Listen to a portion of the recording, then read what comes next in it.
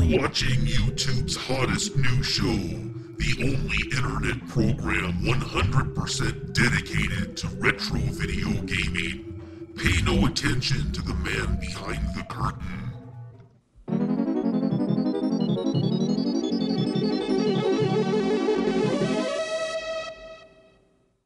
All right, welcome back. Obviously, we skipped a week last week, but in my defense, that Granada episode came out on April 7th, and today is May 4th. So I'm still within the 1 month window for Renovation Month. Of course, all good things must come to an end, and this is therefore the last episode of Renovation Month. But I have to say, I've really enjoyed having this theme month, so I'm definitely going to do it again. A couple things we got to say it right off the top. Obviously, you can see that we're playing Master of Monsters this week, which I did not originally intend to do. I had kind of a self-imposed rule that I'd come up with that I wanted to stick with games that were published here in North America by Renovation, but that kind of came out of the Telenet universe. So, you know, Telenet, Wolf Team, Riot, etc.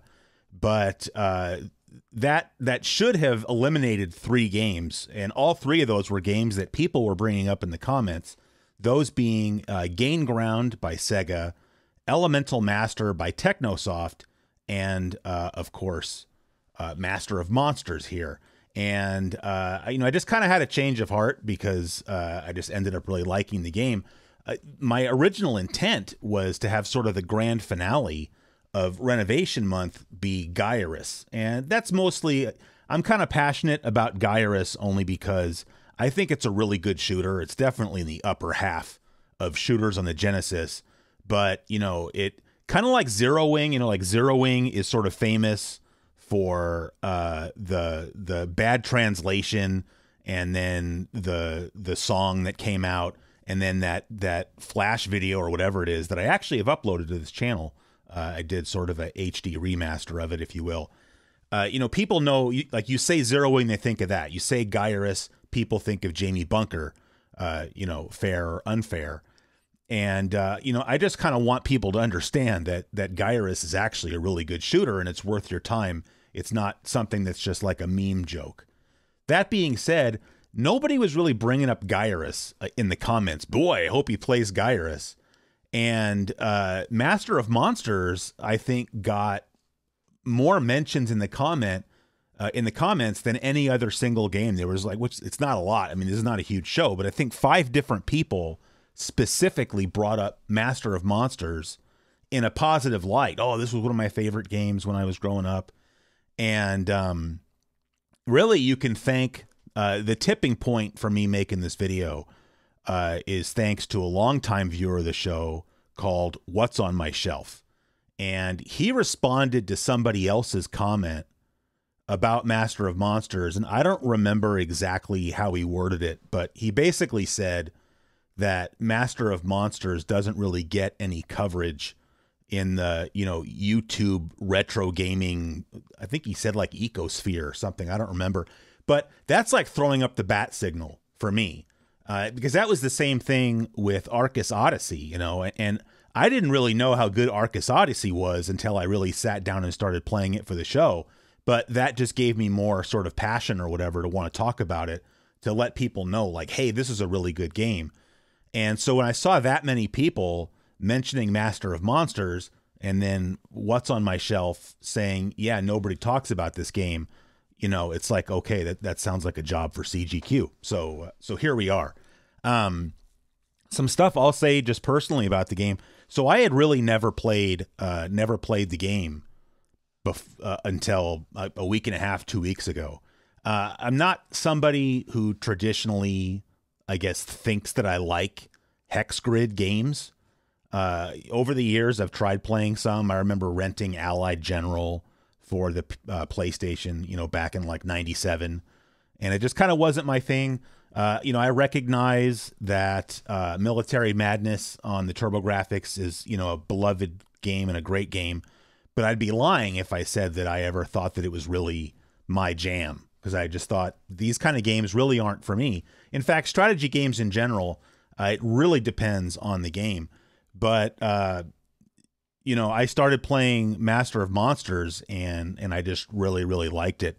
And it was kind of eye-opening for me, only because, like in the days before EverDrives, when I would go out to, thrift stores and flea markets and yard sales, and like I would hoover up games just because that was the only way to check out new games outside of using an emulator, which back then was not, emulators were not really as good as they are now.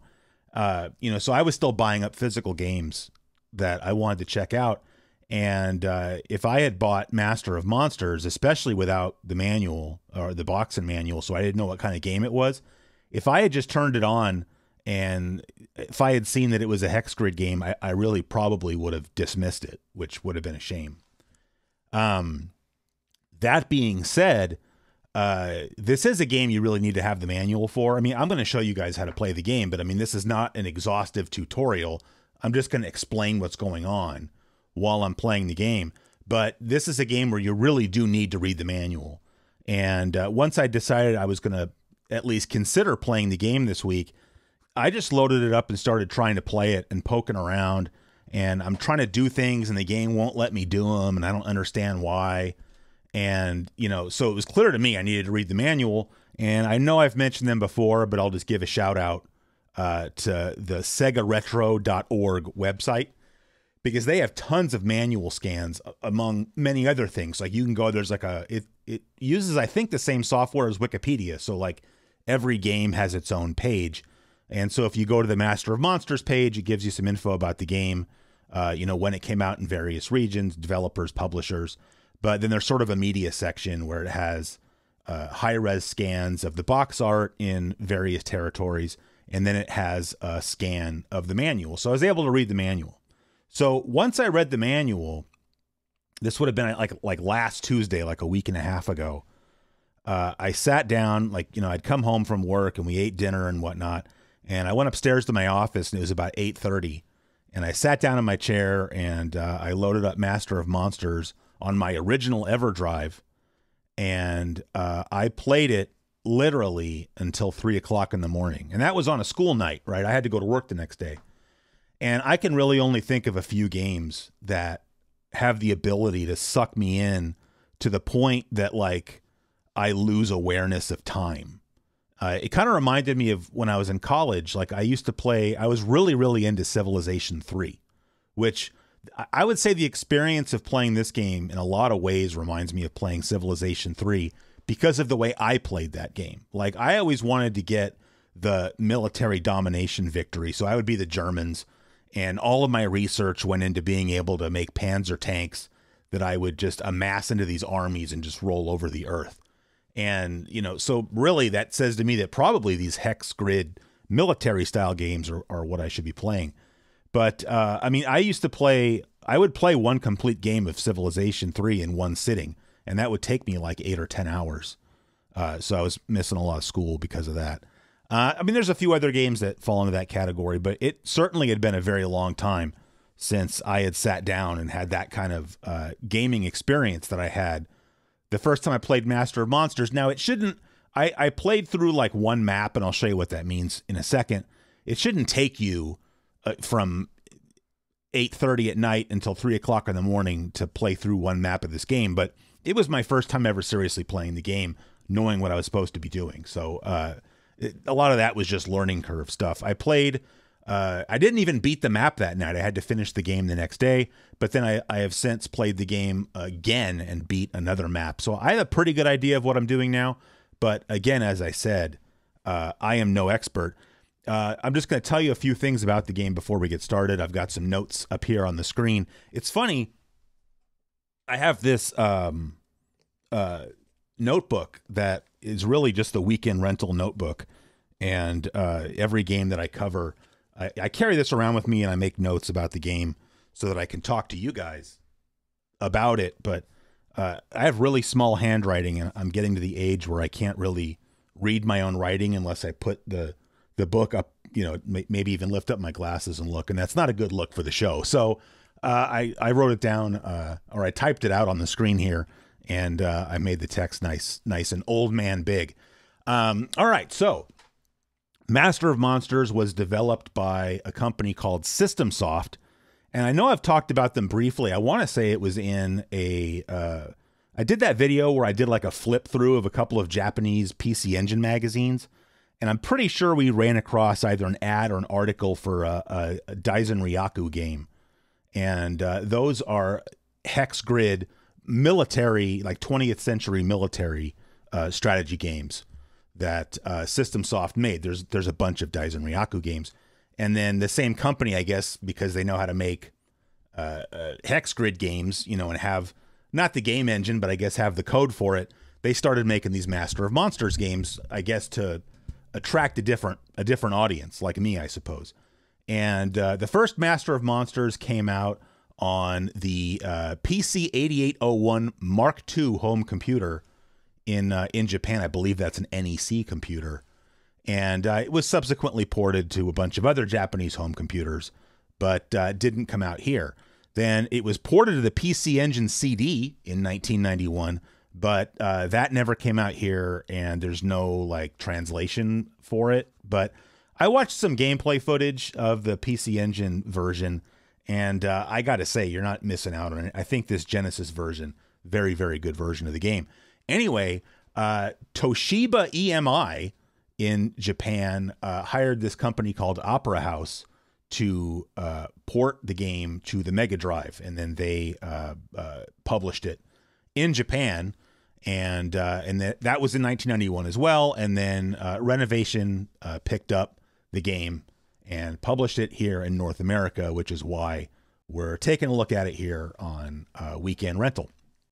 The soundtrack to the game. So the Mega Drive version got an all new soundtrack. So the soundtrack, actually, I don't think there was music in the original game. I don't think. I watched gameplay footage of the original game as well, PC 8801 footage, and it had sound effects, but if it had music, it was very sparse. But among people who know about this game, the soundtrack is one of the standout features of the Mega Drive and Genesis version. I'm not going to go so far as to say it's like the best soundtrack on the Genesis, but it's up there. And that's because of who wrote it. There were 3 guys listed on the, I think it was in the Sega Retro site where I found it, I think. Koichi Sugiyama, who I wasn't really able to find anything out about. Hayato Matsuo, who did a bunch of JRPGs, but most importantly was this guy, Hitoshi Sakimoto, and he did the soundtracks for Ogre Battle, Tactics Ogre, and by far most importantly, in my opinion, Final Fantasy Tactics, which I suck at that game, but I love it anyway, and Final Fantasy Tactics has an amazing soundtrack. This is going to be a long episode, by the way, so I have a full 32 ounces of Gatorade here. Yeah, so anyway, the soundtrack is awesome. Even if you end up not wanting to play the game, you can find on YouTube, like there'll be a video with nothing but the entire soundtrack. Like put that on while you're doing something.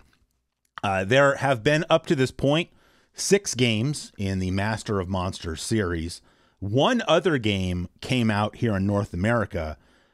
There was a version of the game released for the Sega Saturn. I don't remember the Saturn version's name, but from what I read, that game was sort of modified a little bit and released on the Sony PlayStation, and that came out here. And that game is called Master of Monsters: Disciples of Gaia. So if you're into this kind of game, you might want to check that out for the original PlayStation. And then what is, up to this point, the final release in the series is Shin Master of Monsters Final EX for the PlayStation 2. Sounds like a fighting game. And that's it. So I don't really know what else I need to say. This game's pretty complicated. Oh, I was going to say this. It's a pretty slow-paced game. It's part of the reason this is probably going to be a long episode. I don't know, maybe watch it at 150% speed. Maybe watch it while you're trying to fall asleep at night. I don't really know. There's not a whole lot I can do to speed the game up. I'll show you one thing that we can do. But the game is a lot of fun. One thing I was going to say, actually, I don't have it down here, But, you know, I know a game like this for people our age who have families and are busy, you know, it can be hard to dedicate the kind of time you need to playing a game like this. But, you know, if you have like a little emulation handheld, like I'm really into like the Anbernic Android emulation handhelds where you can just play it and then hit a button and put it to sleep and until you want to play it again. A game like this is perfect for that. So, yeah, that's all I was going to say. So we're going to go ahead and fire up the Mega SG. And at the appropriate time, I will be switching the view. And we're just going to go ahead and get started.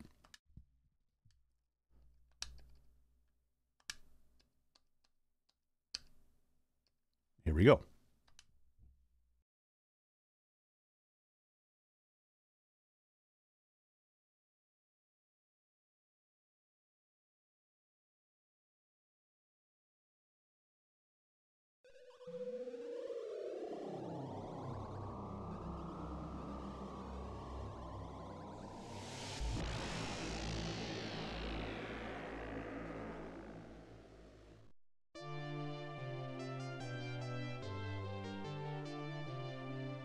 See, good music. Okay, so yeah, this is like the main menu here, and so I just want to explain real fast. You can save your game in this game, so that's what the continue is all about at the top. And then Camp 1 and Camp 2 are like campaign modes. And I mean, it's hard to explain, I guess, the campaign thing. So campaign is just like you will fight battles against individual other enemies. And then once you win that, you'll go on to another battle. But also any monsters that you summon in one battle and like level up or whatever, you can bring them into subsequent battles. Like you can carry over your monsters. Whereas all these down here, Circle, Moonland, etc., these are all, it's just you're playing an individual map against 3 other enemies. And once you either win or lose, that's it, game over. And there's nothing to do beyond that. So the 2 maps that I've completed so far, I played Circle, which, I'm just sort of the default. Both times I've played this, I was the default character. And where it puts you on this map, you end up fighting a 2-front war, which is kind of difficult. Moonland was a lot of fun. I was thinking about we could just play Moonland again, actually. In fact, maybe I'll do that. I'm not really interested in playing this island one, I don't think. Well, I don't know. That might be fun. Desert.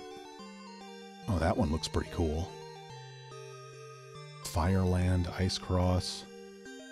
Well, I'm gonna do Moonland because I've already done it once, and so I feel like I can say more about that. So, and so here's where you set up your game. So under the master option here, so there's no way to play with less than 4 masters, or more than 4 masters, when you're doing the individual maps. And all the masters are a little bit different. They have different magic they can use, some different magic they can use, and they have some different monsters that they can summon. So this Daimyo guy, that's just who I've always been, so I'm just going to roll with that. But you can go through here, like if you want to just have like a all Daimyo match, you can totally do that. But we're not going to do that. So we're going to leave it like that. Player, so you can play this game up to 4 player, and you don't even have to have a multi-tap because you just pass the controller around.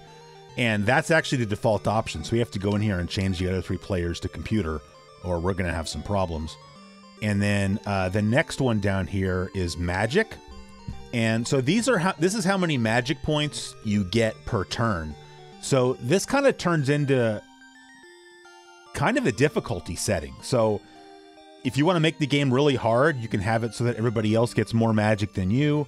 If you want to try to make it a little easier on yourself, which I'm going to do because I'm still pretty new at this game, you can make it so that you can have up to 100 magic per turn. So if I make it so that I have 100 and everybody else has 50, this is the easiest the game can possibly be. And that's what we're going to do because I want to try to get as far into the game as I can here on the video.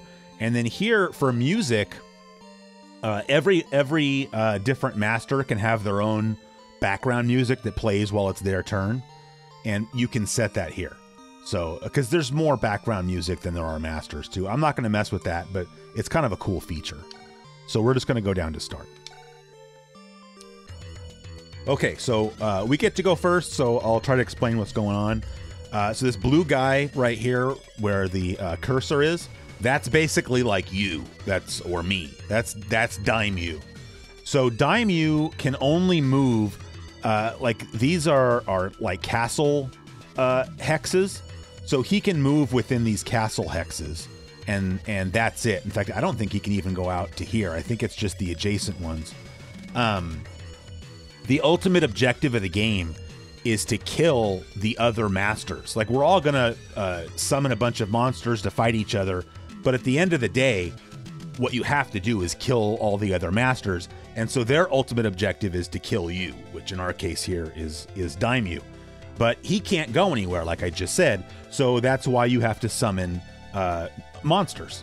The other thing you'll see here is we have these other tiles, like this one here, or there's 3 up here, that are all like towers, and those are important for a couple of reasons. The size of your army is limited to the number of towers you control or occupy. So right now I have 5. And actually, if you look down at the bottom of the screen where it says red, blue, green, yellow, it tells you how many towers you have and how many like men you have. And it's 1 because you count as 1 man. And so it says T5, that's 5 towers, 1 man. And then we have 200 magic points. So the number of men you can have is your total number of towers plus 2. And so my point in saying that is that you want to go occupy as many towers as you can. So like there's these other 3 towers on the screen that are light blue, and that just means that they're unoccupied. These dark blue ones are dark blue because blue is our color and those are our towers. So there's also like yellow towers and red towers and green towers out there. And you occupy one by just moving your monster into that tile, and then you take it.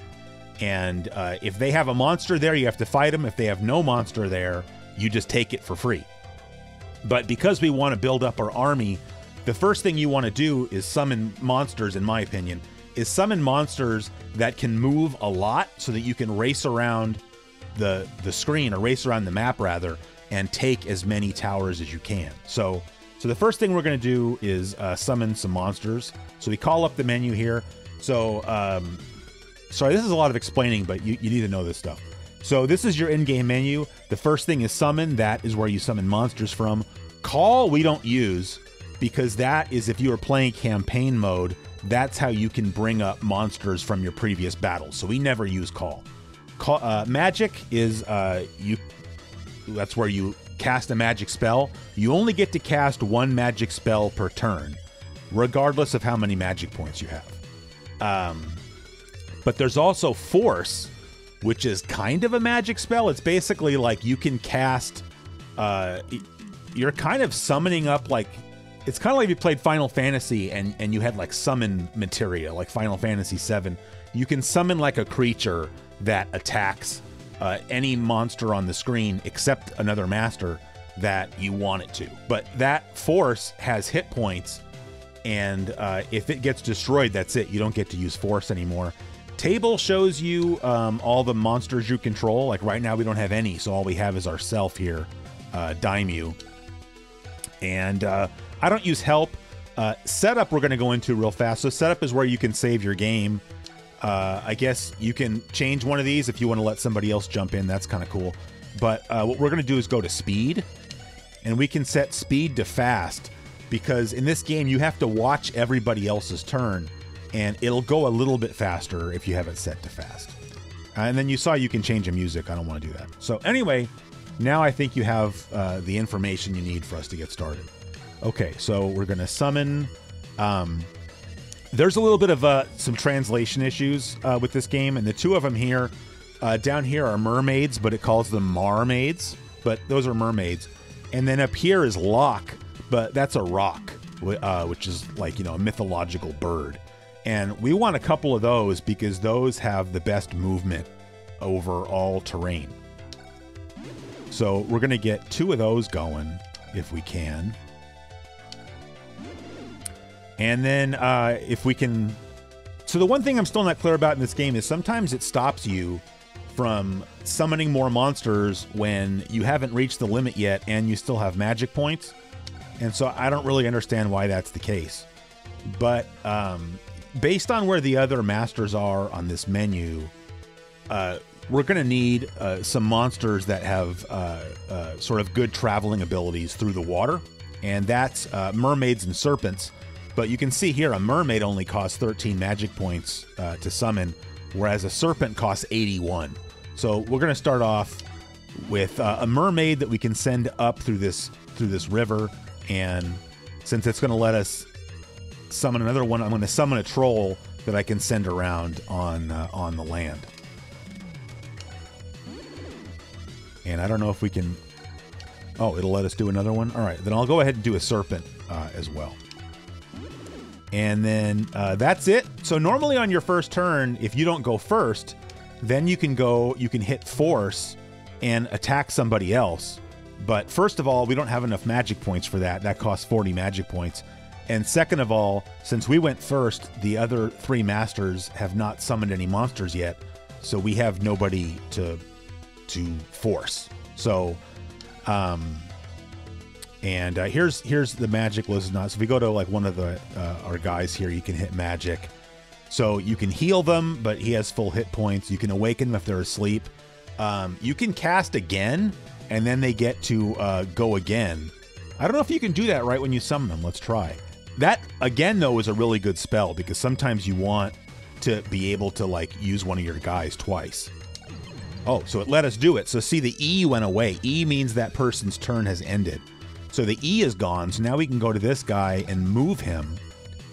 And we want to go and start taking the towers that are far away because it's easy to take the towers near us, but we want to make maximum use of our I'm going to call him a rock because he's supposed to be. So see, he'll go over here and then we hit OK and then occupation because now we occupy that tower. And that's it. That's all we can do. So now we just bring up the menu and hit end, and now we're just going to watch the other three monsters take their turns. See, the music changed. See, so the red master used his force to kill our rock, so that sucks.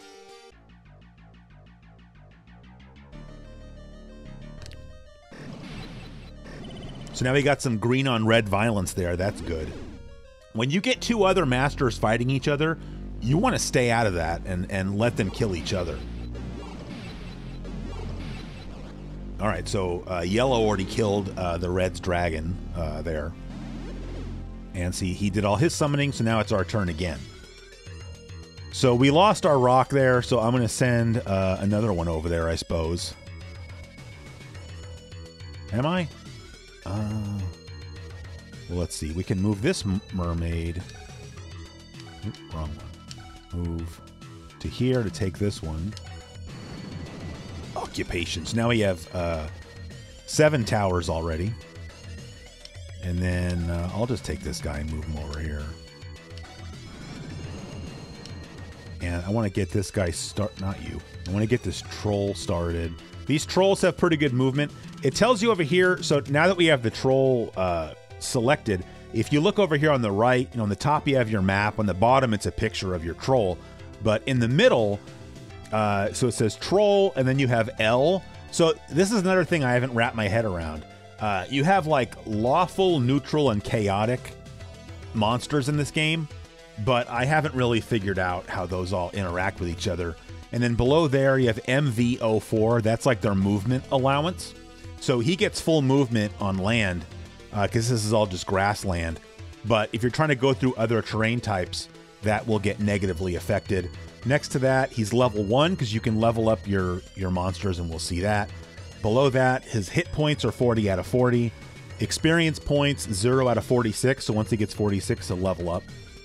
And S and L are your short-range attacks and long-range attacks. So think of a short-range attack as like a melee attack. And a long-range attack can either be magic or like you can have these little warriors that throw spears. And so what those two numbers mean, the 7 is how much damage he will deal if he lands a hit. So he'll take 7 hit points off of somebody. and 2 is how many hits he gets. So he gets 2 attempts, and if he lands both of them, he would do a total of 14 points of damage. So there you go. All right, so we're moving him over here. Hit OK. We want to get this serpent started. Serpents have not very good movement over land, but really good movement in the water, especially deep water. So this is shallow water because it's light blue. You'll see some deep water later. Okay, so now we've used up all of our people. So now we can summon some more.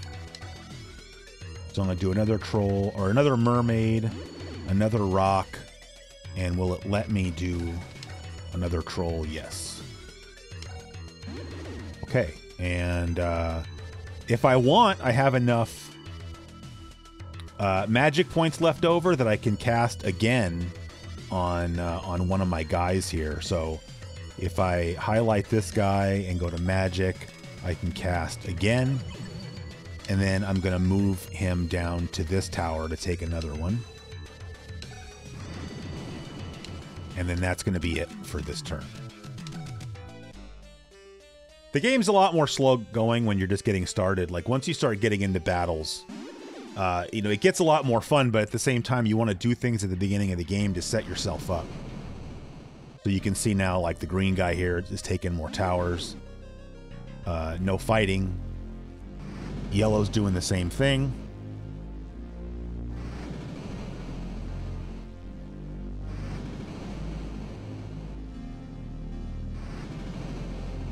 So yellow's got 10 towers now. So that means that yellow can have an army of up to 12 people. So that's why that's important. So now we're just going to start moving some of our people here. So I'm going to move the serpent up. I'm going to move the mermaid up. One other thing I was going to say, so the other thing, because I think I said with these towers, they had 2 important functions. One of them, like I said, is it dictates how big your army can be. The other thing is if one of your units is sitting on a tower tile, every turn it restores some of its hit points. Because the only other way that you can restore hit points is like you can highlight, like let's say this mermaid was injured, you can highlight that and go down to magic and hit heal, but it doesn't really give them back that many hit points. You can also cast heal all, and that will heal all of your monsters, but they get back like 2 hit points or something. It's really quite useless. So parking your units on tower tiles is by far the best way to regenerate their health. But of course, if you're sort of on the frontier between your territory and somebody else's territory, then they're probably going to get attacked. So depending on who they're fighting, they might lose more hit points in that turn than they would have gotten restored by the tower, if that makes sense. So see, I'm starting to move my trolls this way, because if you look at the map, you can see that on land we're going to go east or right along the bottom and then sort of hook upwards, because up there is where all 3 of the other masters are. So there's no danger really of getting into a 2-front war. We want to let them duke it out, and then we're going to come up from the bottom and start fighting people. So that's why I like with this map to have monsters that have good movement in the water, because you can send units basically up sort of northwest, if you will, northeast, excuse me, through the water. But then once you get up there, mermaids are really not at all good for fighting against the other masters. I shouldn't say not at all good, but they're very disposable. Like they can land some really good hits, but it ends up being kind of a meat grinder situation, whereas the serpents are very good for fighting the other masters. And again, the ultimate point of the game is to fight the other masters. So, all right, so we're going to cast again on this guy, because we're trying to move him as fast as possible to take over other towers. So he's got that one. I can let the 2 trolls here pick up these 2 towers on their way east. And then that's going to be it for us again this turn.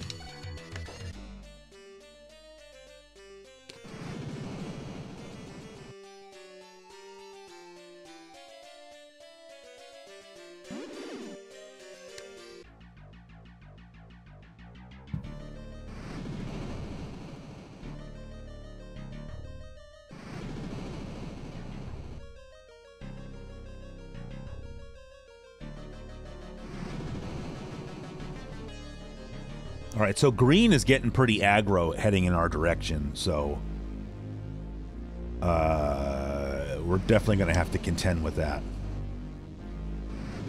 I think the last time I played this game, it was like green and red and yellow, like we're all fighting each other. It was great.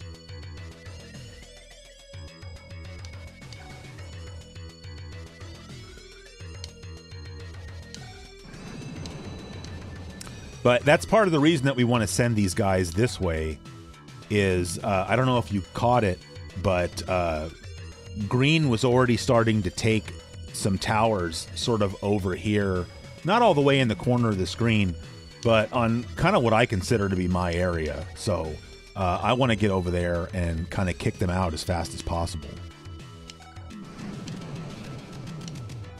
Okay, so we got all these guys moved. Oh, we didn't get this guy moved yet. All right. But I think, yeah, see, right here, they took that one. So that's too close. I don't like that. So I'm just going to take this one. And then I'm going to go ahead and cast again on this guy so that he can take the next one as well. Now, of course, I'm leaving all these towers unguarded, so somebody else can come back through and take them. But that's why we're trying to send units this way, is ultimately I want to kill that bird. But see, we've got this like mountain range here separating out sort of this grassland from whatever you want to call this up here. So that's why we're also sending units up this river, is so that they can start going after those guys. But you also see there's a bunch of more towers over here that are as of yet unclaimed. So we want to take those as well.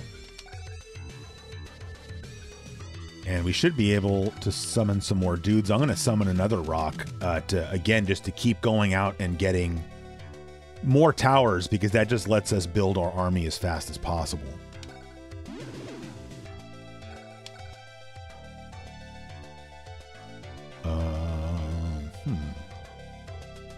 And I'll take another serpent. And then I've been kind of laying off the force. But on the off chance that we can kill this bird, I'm going to use it right now. So the force, you see here on this menu, we have fire and then 3 blank spots. And that's because that's one of the things that's unique to each master, is which force they can use. Like for us, it's fire. But there's one master, I can't remember which one it is, maybe the wizard, that has all 4. And so that's why there's 4 slots. So we're going to go ahead and do this. But see, it's just like a normal battle. There you go, we killed him. But I'm saying if we've been fighting against somebody that also had long-range attack, they can do damage to your force. And once your force gets killed, that's it. No more force for you. So you want to be careful. If there's certain enemies that are better at fighting against your fire force, you don't really want to let that battle happen. So, all right, we are done for this turn.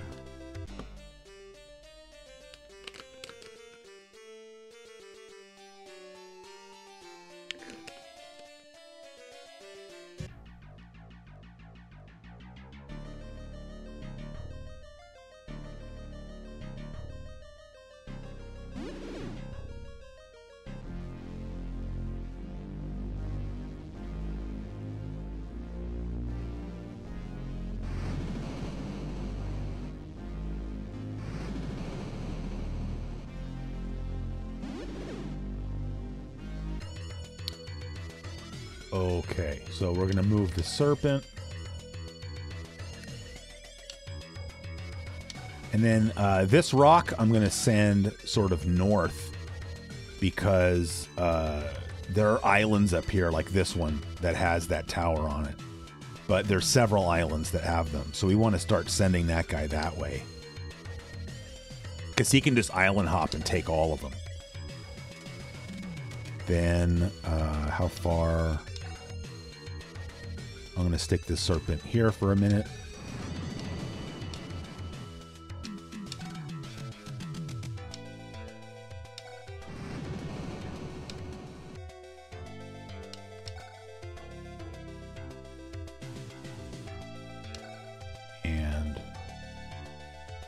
Okay, that's it for down here. And then now I'll start moving my trolls this way.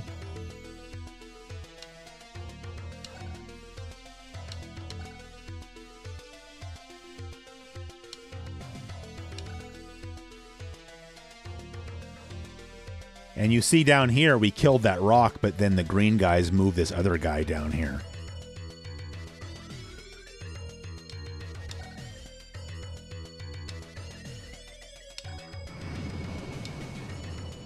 And I'm going to go ahead and use the force on this guy.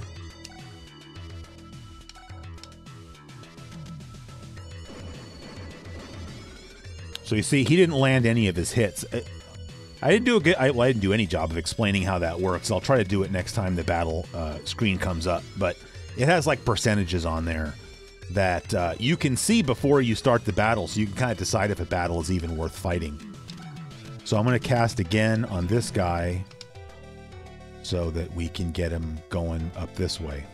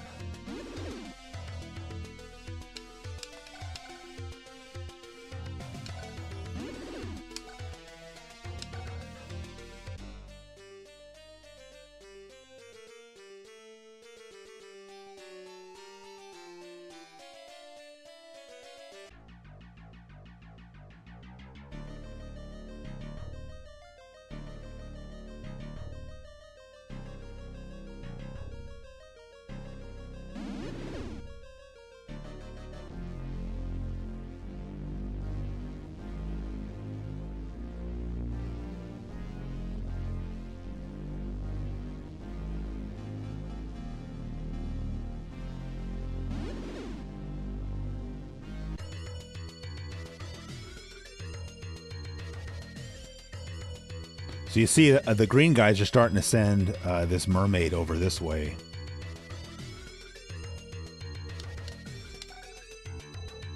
The mermaids, I believe, can go over those mountains, but I think it's like you get one tile per turn if you try to do that.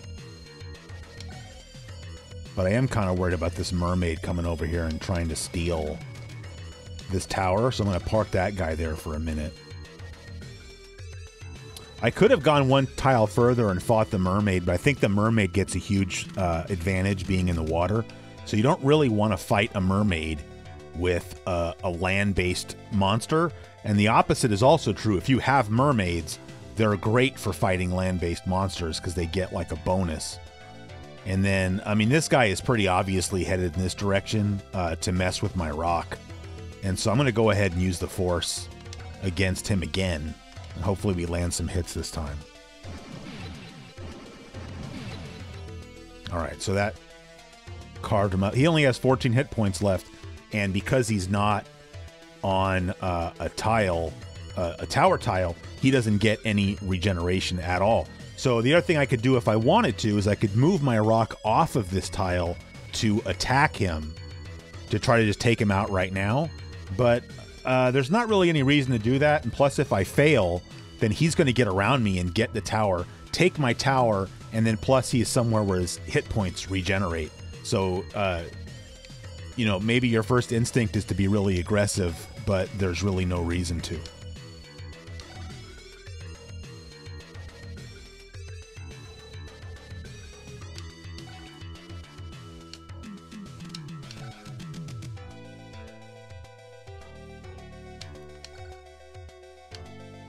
One thing about this game that is pretty tedious is, especially as your army gets pretty big, is you just spend so much time just moving everybody. And I wish you could just, like Civilization lets you do that, where you can pick a tile. Well, it doesn't use tiles, but you can pick a spot far away on the map and say, this is where I want you to go. And it'll just auto move every turn. But this game doesn't let you do that. But honestly, it's probably for the best. But it just makes everything take longer. Okay, so that's it for that. Will it let me?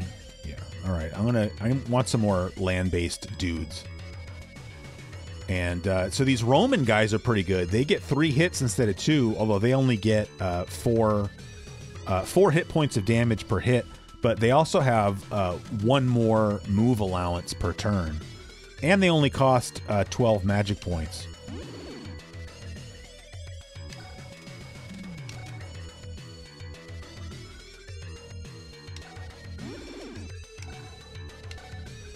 And we'll summon, just for fun, we'll summon a Chimera. And that's it. We're done. Oh, wait. No, we're not. Oh, that I should point that out. This is a good reason, like, especially as your guys get spread out, a good way to make sure that you've done everything you want for the turn. That's what the table is good for. Because then you can look here on your table, and this lists all your guys.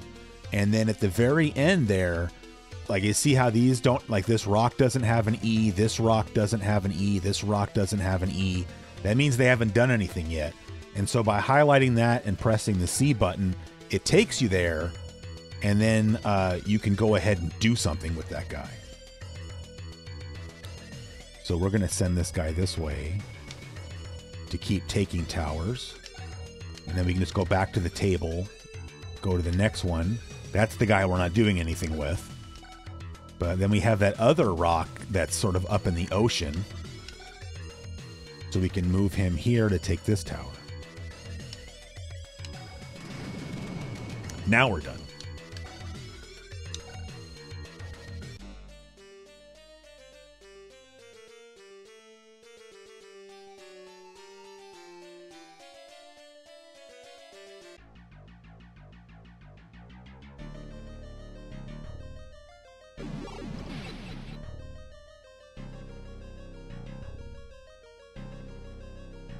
I'll see next time I get into a battle, if it'll let me pause during a battle, then I can explain what's going on in the battle screen. No, it doesn't. So you see there's percentages on each side. That's the percent chance that you'll hit. But actually, I think I can show you that. Well, I'll show you that in a minute.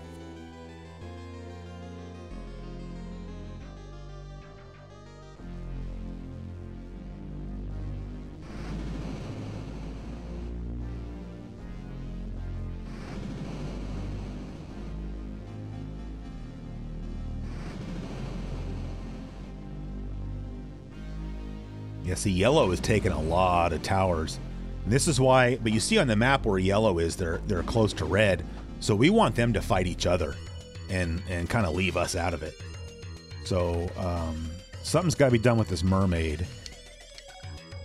So we're going to move here. And see, so now that we've moved, it says, okay, fight and return.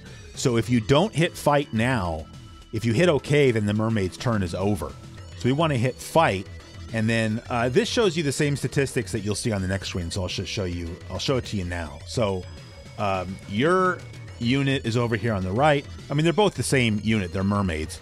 But this shows you the breakdown because see, that mermaid's on land. Our mermaid is in the water. So over here for short, you get 2 chances. Is that our mermaid or is that our mermaid? 65, 65. Oh, yeah, that's our mermaid is on the right, yes. So the thing with the mermaids, you see, for the short or melee attack, they only get 1 chance, and they're only going to take off 2 hit points, but 75% chance of hitting, whereas the other mermaid gets the same, 2 hit points, 1 chance. They only have a 20% chance of hitting, and that's because she's not in the water. But when you fight them, they're both going to get 2 chances. That's always how it works. And then the long fight stays the same, 65% apiece, because you don't get the water bonus, if you will, for that. So we're going to hit C to say that, yes, we want to attack that mermaid. And then now, you see, I can select if I want to do a short range attack or a long range attack. Short range attack, you're only taking off 2 hit points. It's meaningless. So we're going to do the long range attack. All right, that did not work out for us at all because we did not land either hit attempt, and she landed both. So the next thing we can do is we can go ahead and attack her with our troll because he has a pretty big advantage.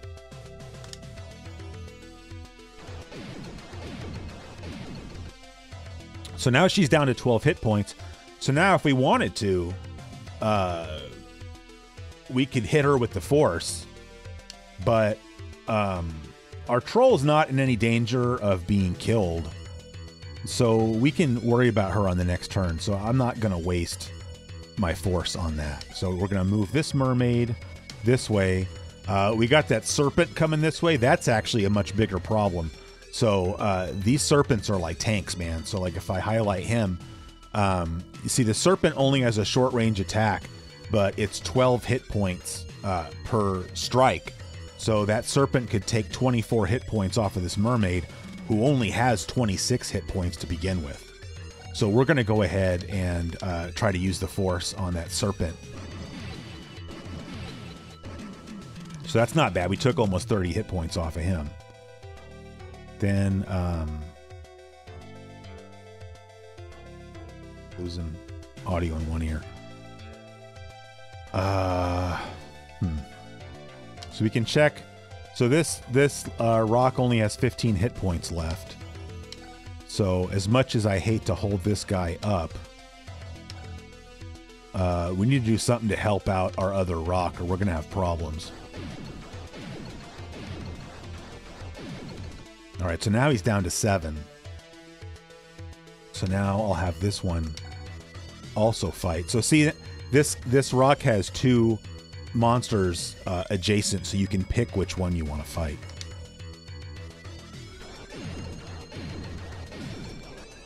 All right, so we killed that guy, and now that rock just gained a bunch of experience. So that's also good. You see, I warned you guys, this is kind of a slow... This was like one of my concerns about doing a video about this game is, you know, I don't know how entertaining it is to watch somebody play because it's just sort of a slow-paced game. Although that's why I like playing it. So we're still moving all of our mermaids up the river here.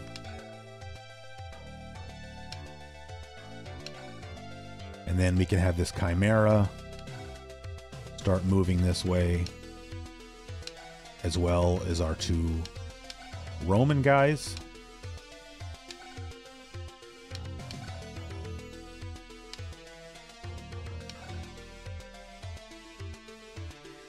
And we've got our rock up here. And you can see on the map all these white dots on these other islands that are sort of moving northeast from here. And those white dots are towers. Because again, we want to keep taking towers.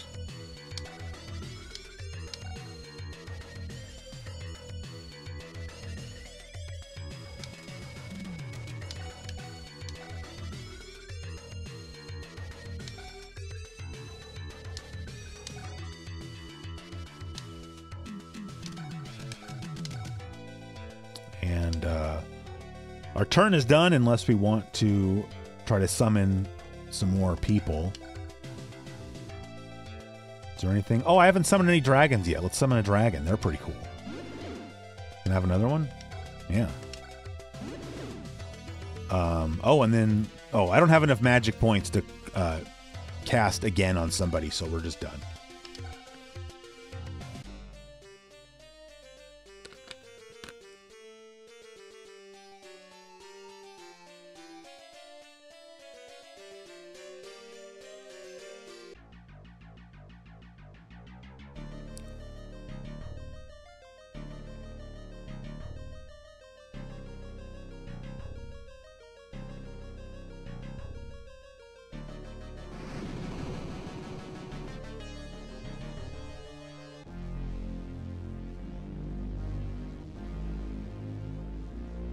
I mean, one of the big reasons that you want to, in my case, have these rocks that I can use to take towers is you can use that as a way to control the size of your enemy's army.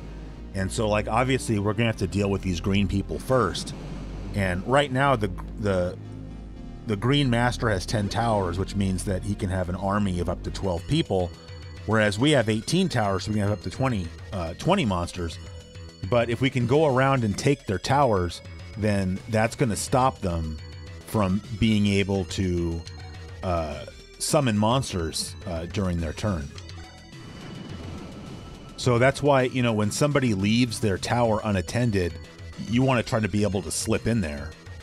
But you also see they're sending a lot of land-based monsters down this way. And so we really need to be able to get over there and meet them before they make it too far into our zone. I also don't really want to let this mermaid continue to be alive.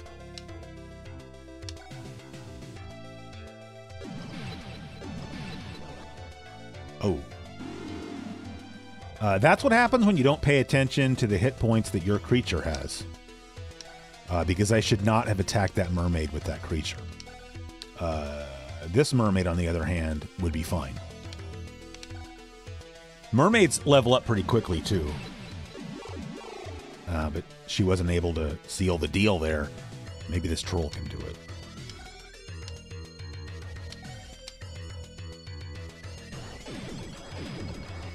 Done. All right, so that mermaid's dead, and that troll got a bunch of experience points, so that's awesome.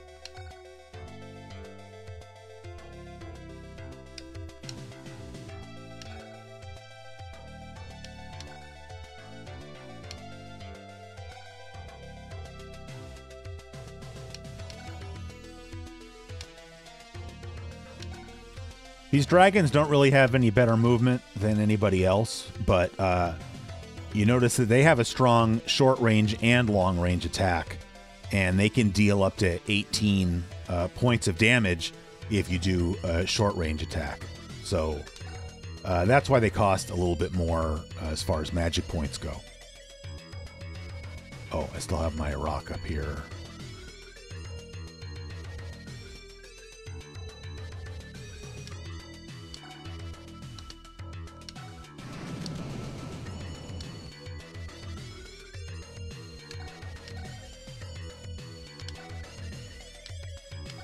Oh, so I was going to say about the water. So you see the light blue is shallow water, the darker blue is deep water.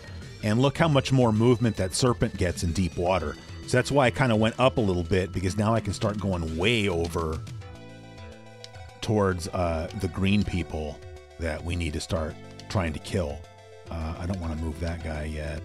All right, so I've moved everybody I'm going to move. There's really no point in... Well, yeah. Taking a shot at this guy.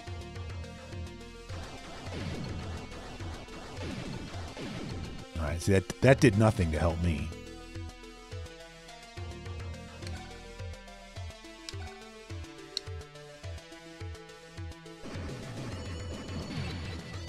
I don't know why those soldiers are really good at not getting hit by my force magic.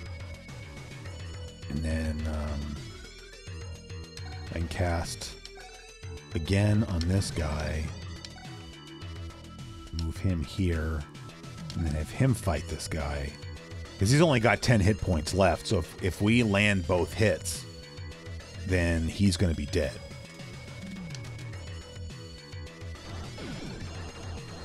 We didn't. But we got him down to 4 hit points, so that's not bad. I think... Yeah, that's the end of that turn.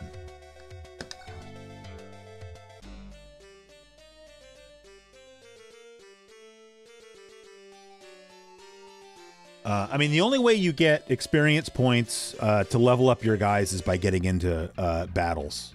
You get a little bit of experience points just for doing damage. You get a lot more experience points for killing other creatures, and I think it's actually mandatory you kill a couple creatures in order to get level up.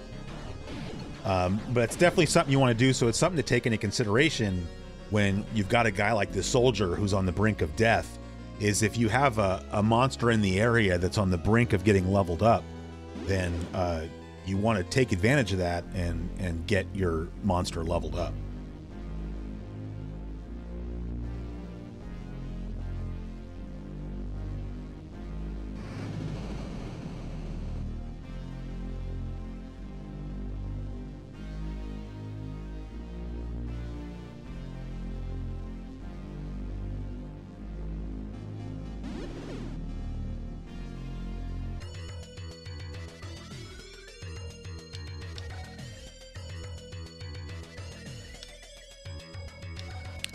It's funny, like the people in the comments, at least one person in the comments talking about this game was saying specifically like just how many hours they spent playing this game.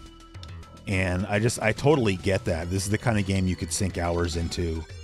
And I think it's possible, like when I was younger, you know, I was saying in the intro that, you know, I wasn't really into hex grid games, but to be honest, like, you know, when I was a kid, any game I got, whether I liked it or not, I was going to spend more time playing.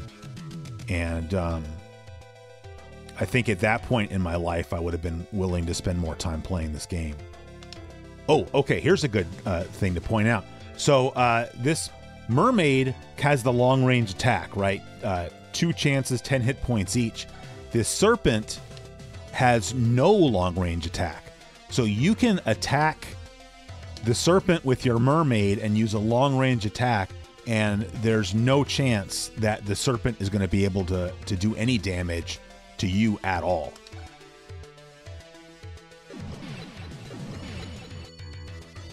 So not really any reason not to do that. On the other hand, having this troll fight that serpent, probably not really a good idea, but I will go ahead and use my force on the serpent.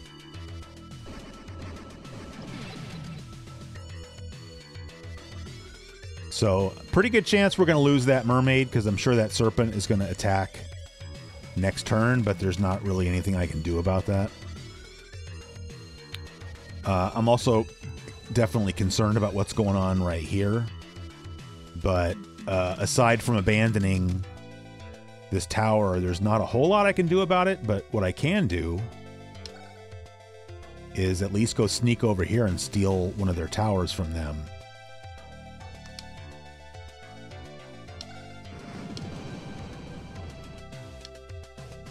So now, unless they get a tower back during their turn, they're not going to be able to summon any more guys.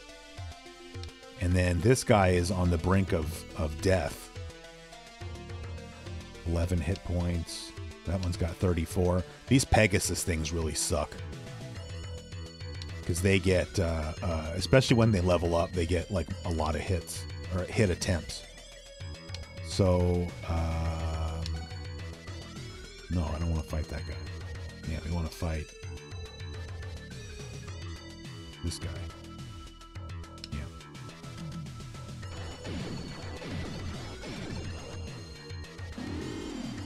All right, so that's helpful.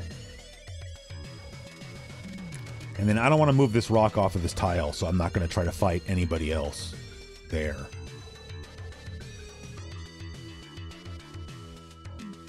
And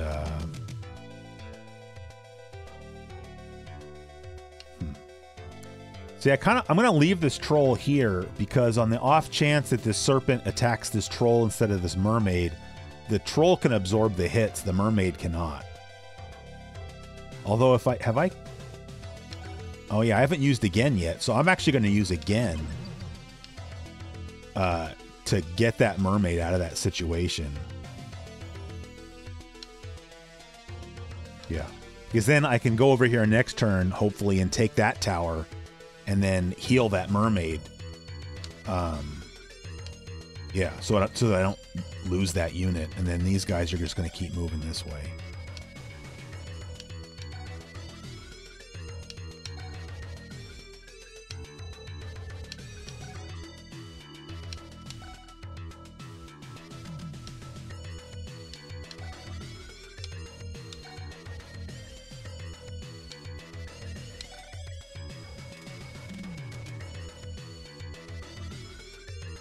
check our table.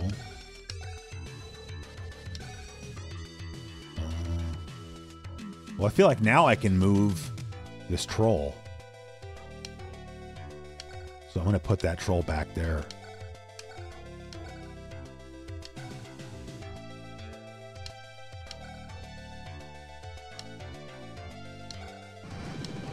So now we're able to take another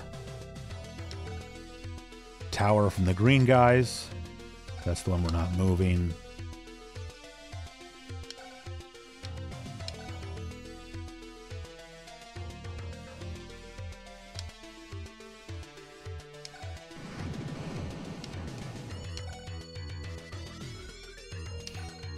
Alright, so the last thing that we can do is just summon some more creatures.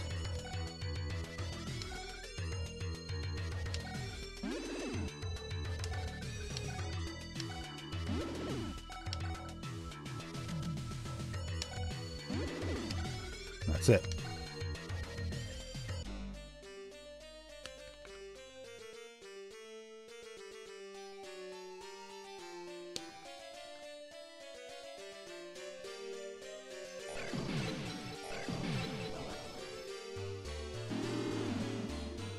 See, that's good. Red and yellow fighting each other is good.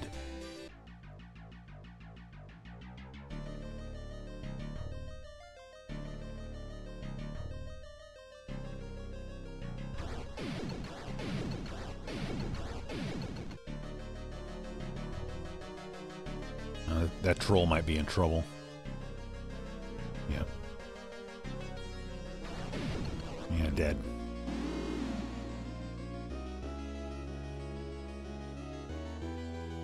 I just don't have enough guys over in this area yet. There's really not a whole lot I can do about it. But that's why I'm leaving that rock on that tower, so at least it gets some hit points back every turn.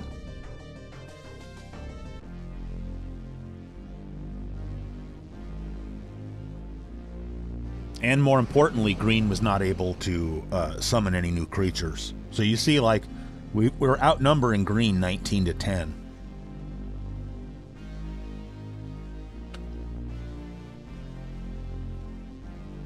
But we also just want to get some guys over in the green area and just start wailing on that master as soon as we can.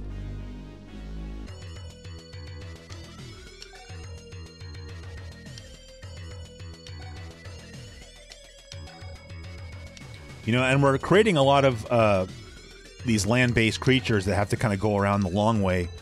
But, you know, once we get to green, we have to kind of start going up, you know, the coast over there, so it doesn't really matter. You know, at some point, we just have to have bodies over there.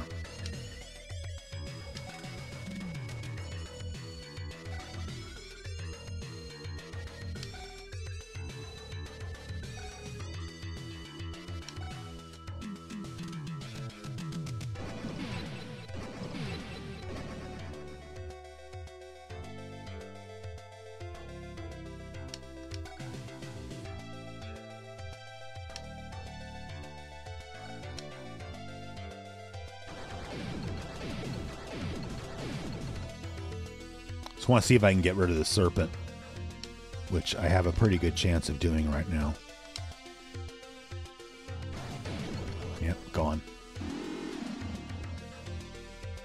So, so that troll has now killed 2 monsters. So one more and he gets leveled up. So, and he has all of his hit points. So actually, we want to kind of get that guy moving.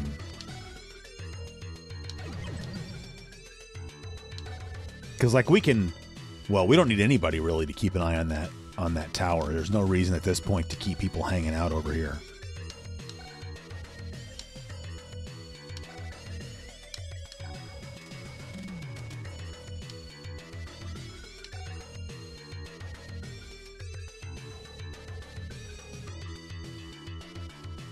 So I feel like if I move this guy over here and take this tower, someone's just going to come from over here and take that tower, so there's not really any point in doing anything. Let's go to the table. Yep, so we're leaving that guy alone. Oh, we got the serpent over here.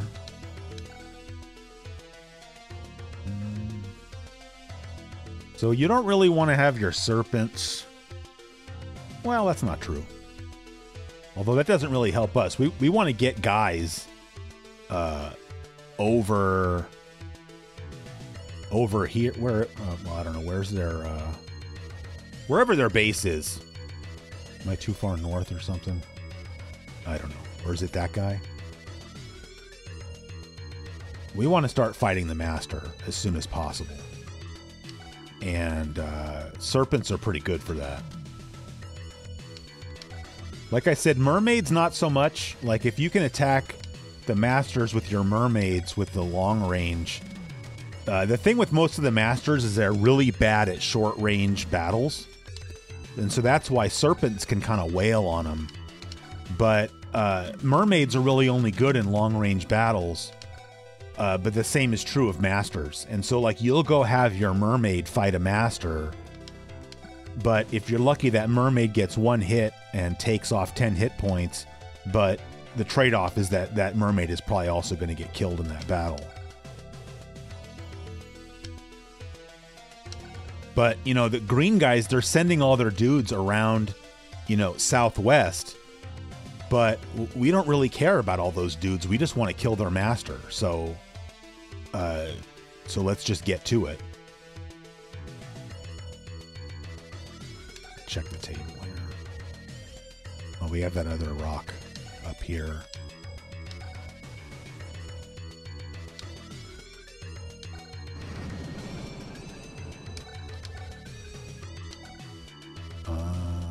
Did I use my force yet this turn? I forgot.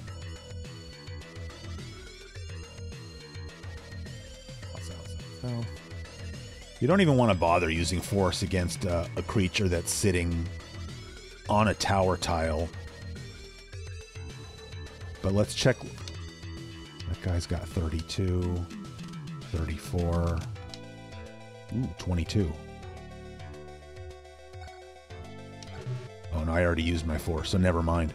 But that's the kind of thing you want to do, is look around and just see who might I be able to kill in one battle. The answer is nobody, so we're done with this turn.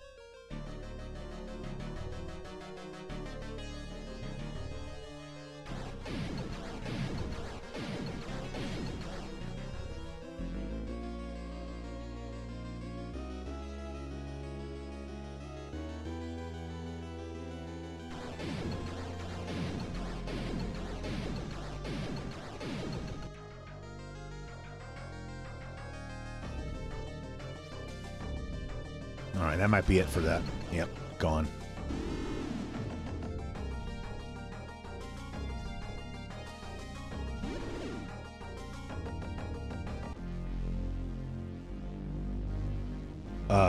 Speaking of fighting against the masters, so all the masters have 100 hit points, but they can't be healed. And so, like, if you send some guys over there to chip away at the master, and you've got nobody else to bring in there to kind of keep the pressure on, it's okay, because the master can't revive its own health.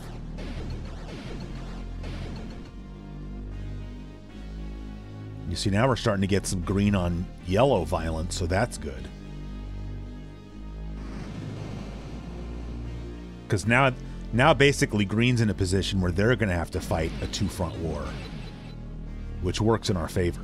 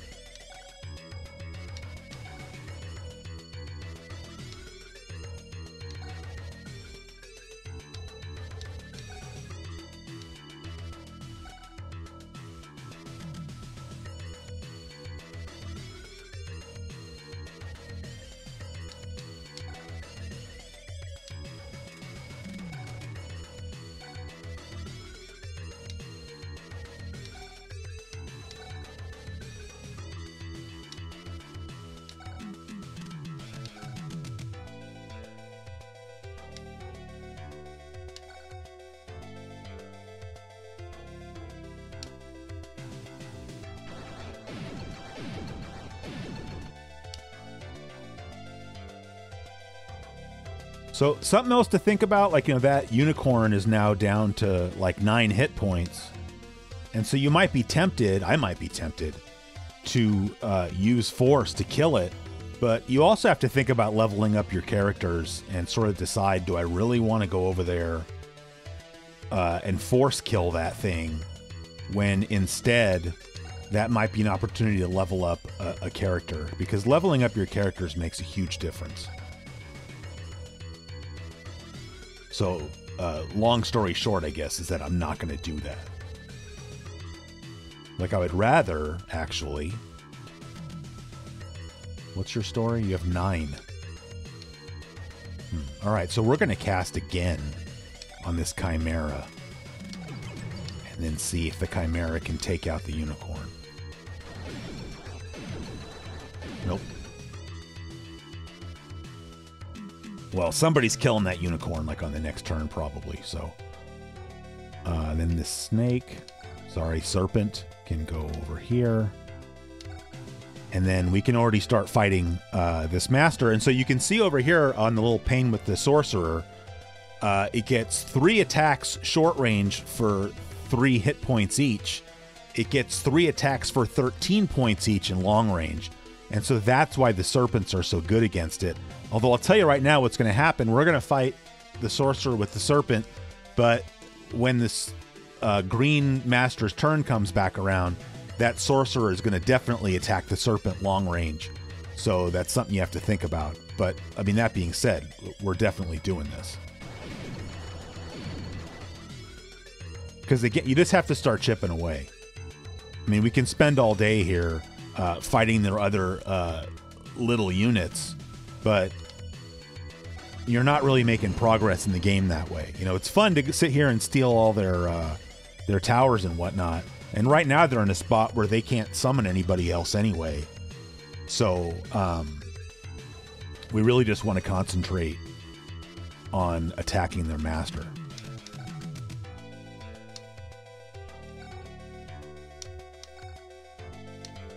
Which is a nice thing about, we have all these mermaids because, we're basically going to just meat grinder these mermaids. As you saw, that master gets long range, gets 3 attacks for 13 points each. So if that master connects with all 3 of those, your mermaid's going to lose its life right there. Let's go hit the table up. We're not doing anything with that guy. So we'll go grab, I guess, these towers, but then we want to bring this rock back south and start trying to steal Green's undefended towers. All right, is there anything else? I haven't used my force yet this turn, I don't think. So we don't want to use that against that unicorn because we want one of our monsters to kill the unicorn, but perhaps we use it to soften somebody else up.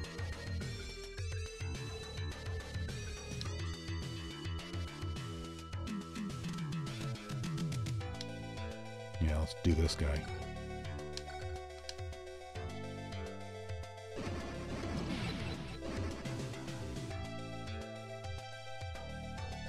And then we can also go ahead and start summoning some more creatures.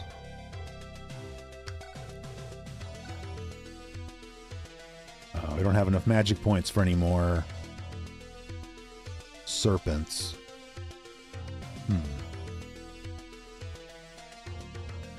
Trying to think of what else I want to, or who else I want to summon here. I just don't know if I want to keep summoning mermaids.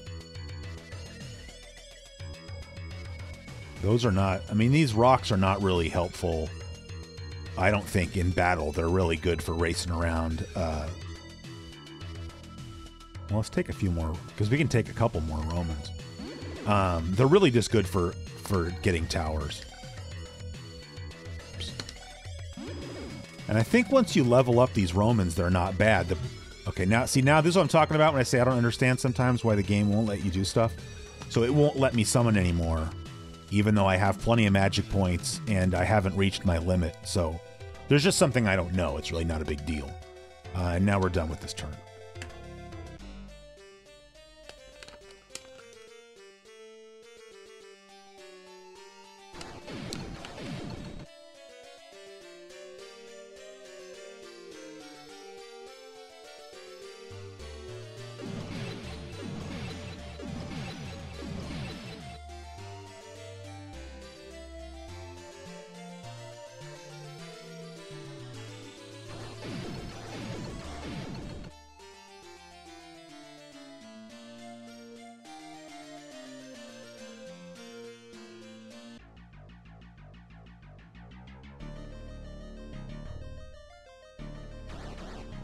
So now you've got that master running scared. That's kind of interesting. I figured he would go after the serpent. But he's chickening out.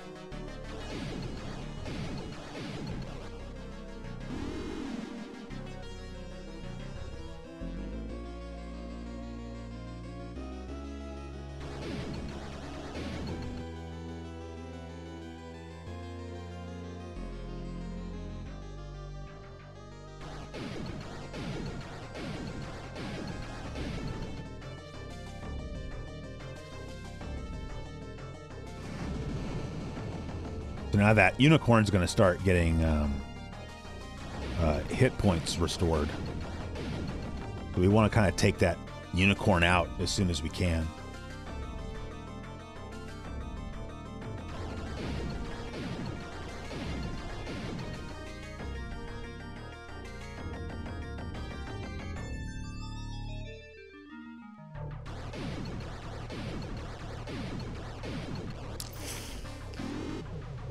Oh, see, so that soldier just leveled up. Oh, and I should say, when you level up, you get all your hit points restored.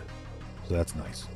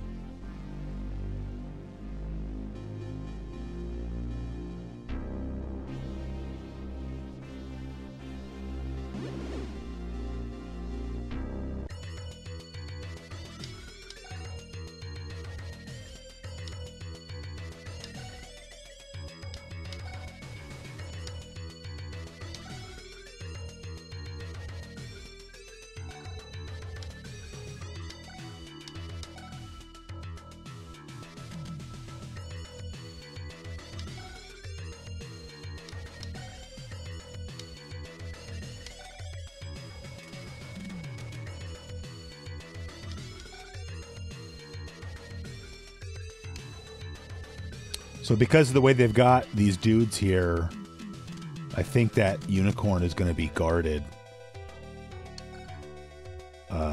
from us getting to it.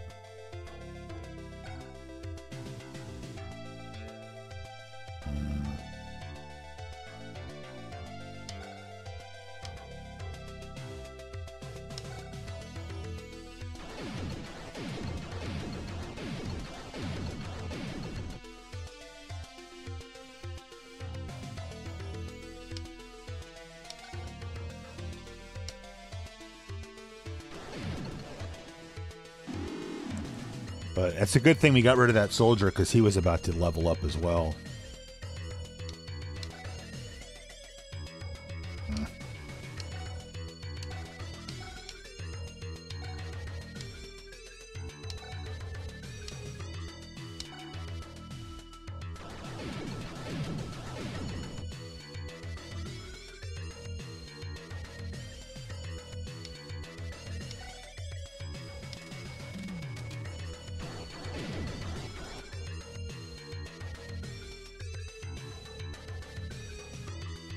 I'm gonna go ahead and use the force on this dragon.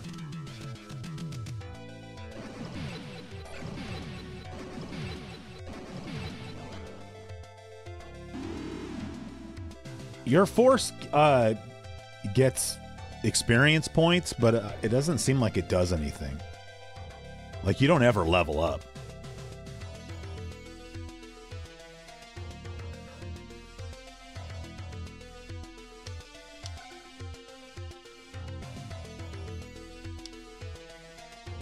I'm going to move that serpent. So this is going to steal, for us, this is going to steal that tower, but also that serpent's down 12 hit points.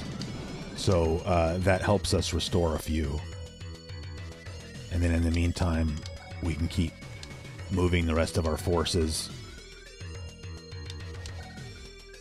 towards that master. So ideally, I'm just going to try to skip over these other monsters of theirs because it doesn't really help me that much to fight them.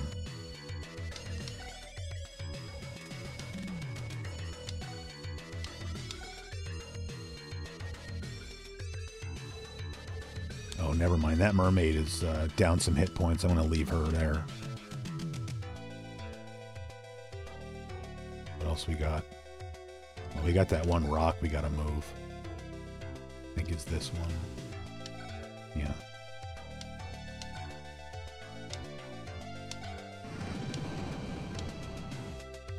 Oh, what if I haven't cast a spell yet? What if I cast again on somebody down here? I really want to try and take out that unicorn before it just gets all of its hit points back. I mean, it's already up to 18. That's already not good.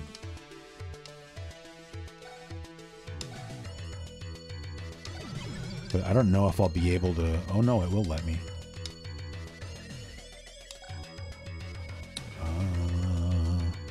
All right, we will not be able to kill this unicorn. Well, actually, hold on. Have I forced yet? Yeah, I did. All right. Well, I might as well. Hello? Oh, no! Oh, well. We wasted some magic points there. All right. Anybody else? Oh, we got a... Oh, that Marmaid's the one that we're letting heal. And I don't want to move that rock, so yeah, we're... I guess we're done. Do we want to... I guess we can... summon... I'll summon a serpent. How about that? That's going to clear us out of magic points. So now we're done.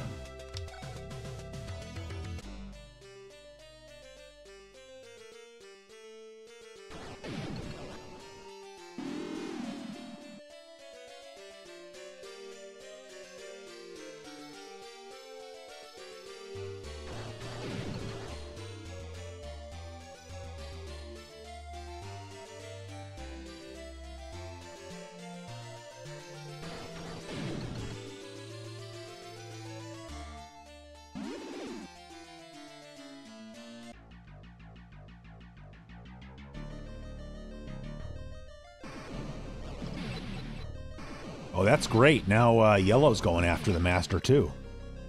Took off a couple hit points. I mean, that's two that we don't have to take off.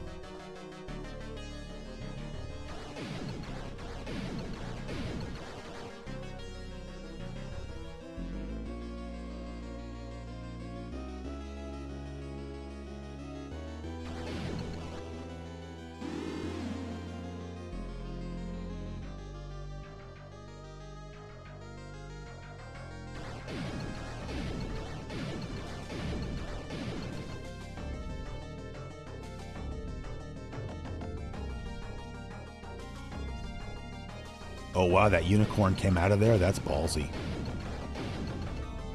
That was really stupid thing of the computer to do.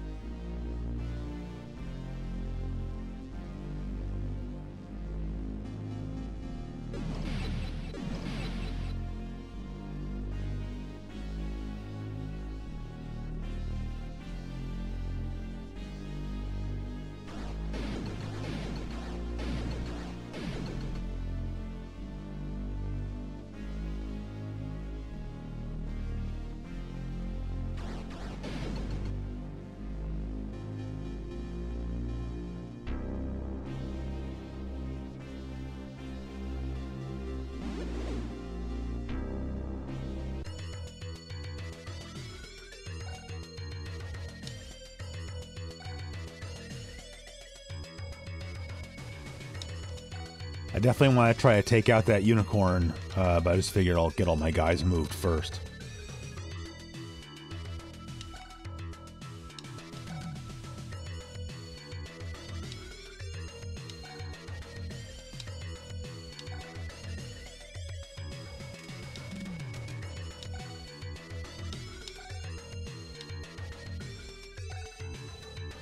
As far as who takes out the unicorn, so that troll is almost dead and has a lot of experience, so we don't really want that troll getting killed. So we're going to move him out.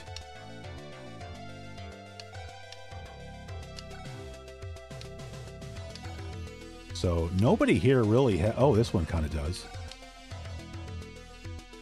We'll see if he can get the job done.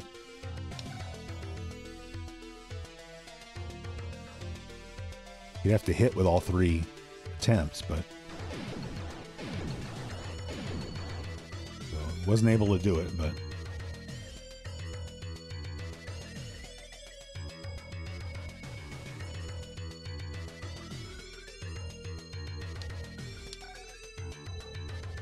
actually I'm gonna move this dragon into here because he's kind of running low on hit points. How's this guy doing? Huh, not great. How's this guy doing? Good enough.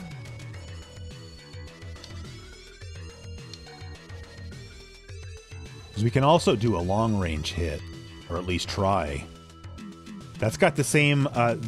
You have a 60% chance of hitting either way, but this way the dragon can't get hit. There we go. He's dead, and the dragon did not get, didn't take any damage.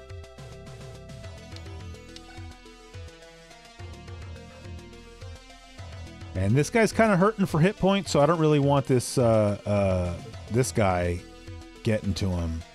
So I'm going to move this guy this way.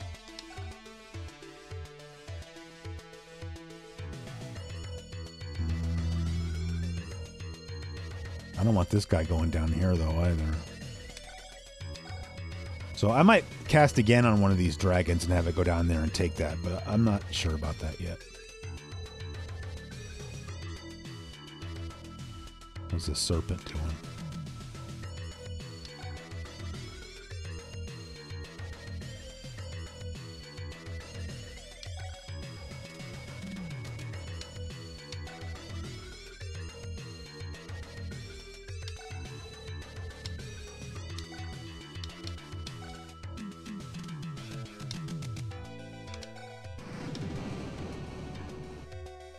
A lot of that's just being done to make sure we can stop green from summoning any more monsters. Might as well.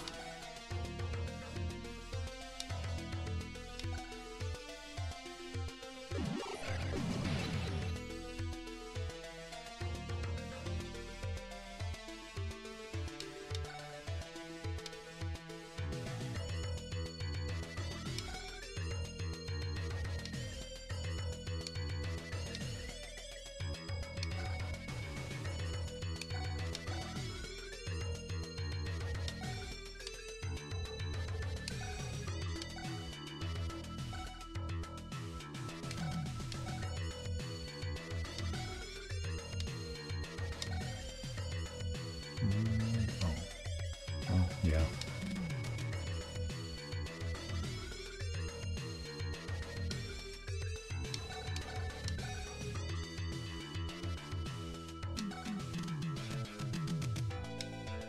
Yeah, so we're going to start moving this guy back south now.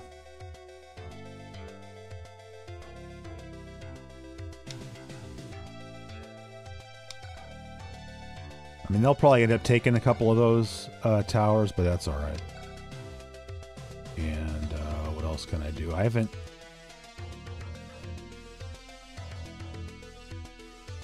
Have I used my force yet? I don't recall. No.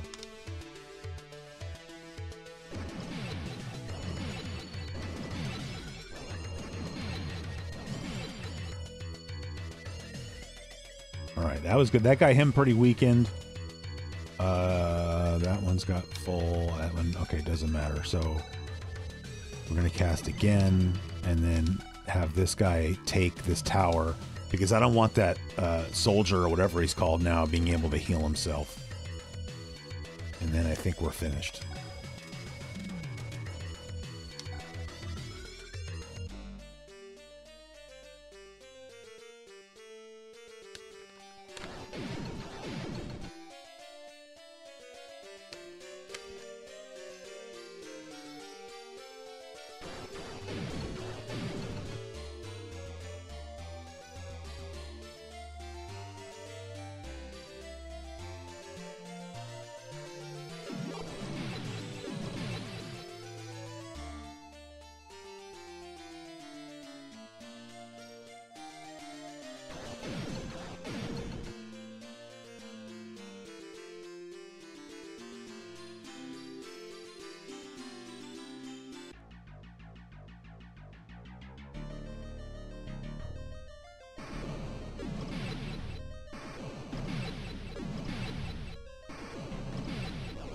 So that kind of ended up working in our favor. We lost a mermaid, but she took a lot of hit points off that master before she died. And plus, now that master is going to be in striking distance of at least one of my serpents.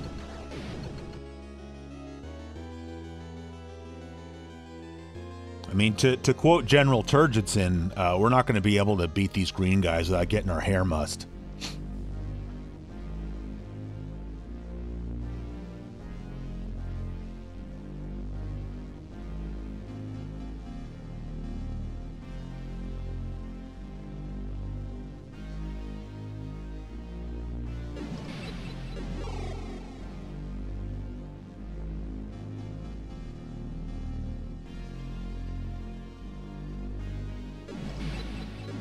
I don't know if any of you guys ever had the little monster in my pocket figures. They're kind of like the size of Muscle Men.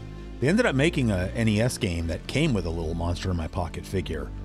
I had some of those when I was a kid. That's the only reason I know what a rock is I had a little monster in my pocket rock.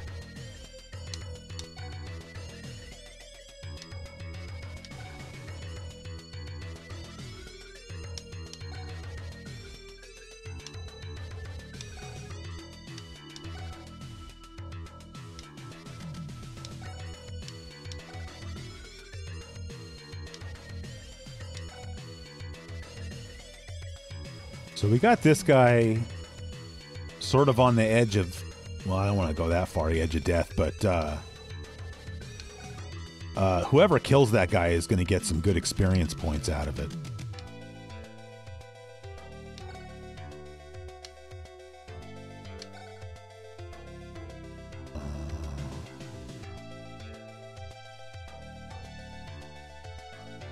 I didn't realize how low on hit points that guy was. I don't want to do that.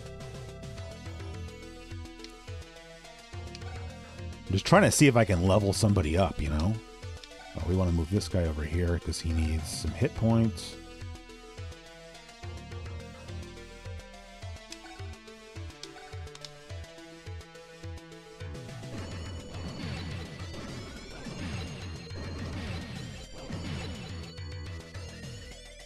All right, see, now he's down to 11. Now it might be worth...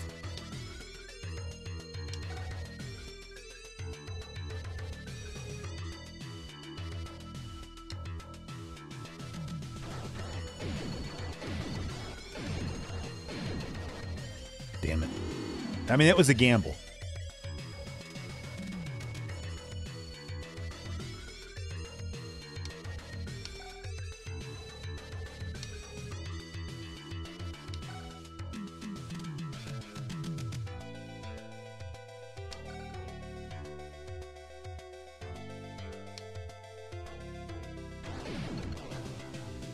All right, so now our guy gets leveled up.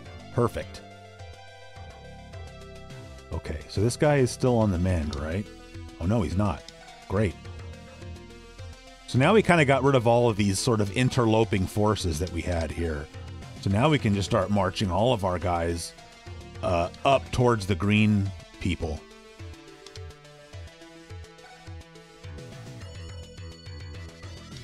But this guy is still... Oh, yeah. All right. All right, that should be everybody there. So now...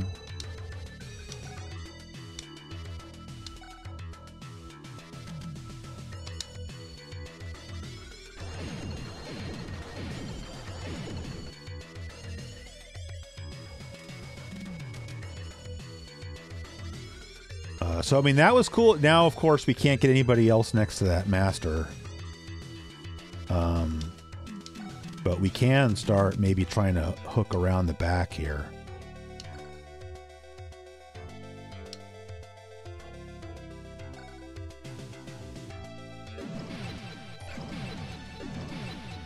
Ooh, yeah. Because remember, so green only has 4 towers. They only have 6 monsters, though. So if we kill one, they will be able to summon another one. Unless we cast again on somebody. Nice. And we can move him into that tower. You've got all your hit points. You do not. Who's got more experience points? See, she's got more experience points, so we don't really want to lose that. So I'm going to again this chick. And then steal this tower. And then how's this snake doing? Okay, that snake is fully ready to rock.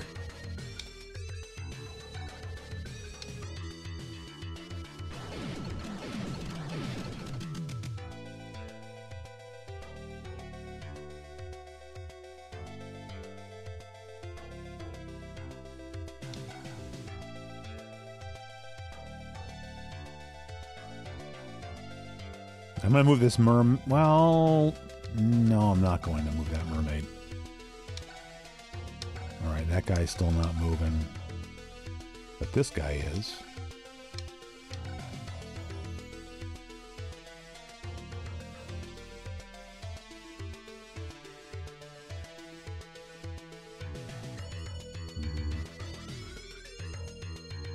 Right there.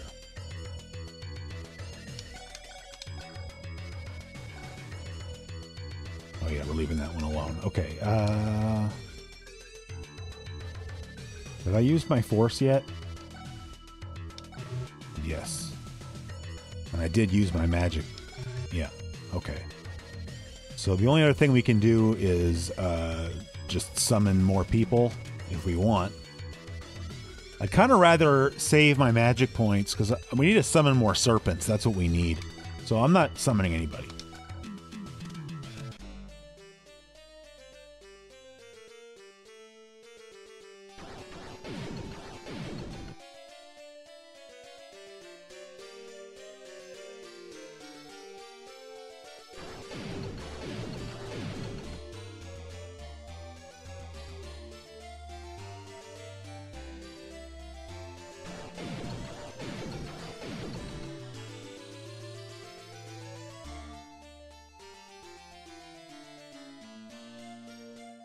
Kind of unfortunate, you know, yellow is kind of coming down there and messing with green a little bit, but it seems like now yellow is sort of fully focusing on red, which, as I said, really benefits us because we can start moving forces up the map sort of probably unnoticed.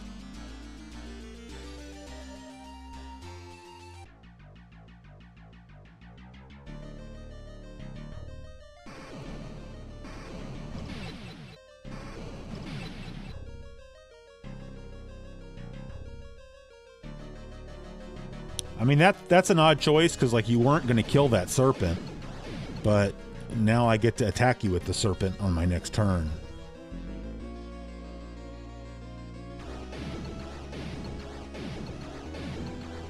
I feel like the AI in this game doesn't really have the capacity for strategic thought.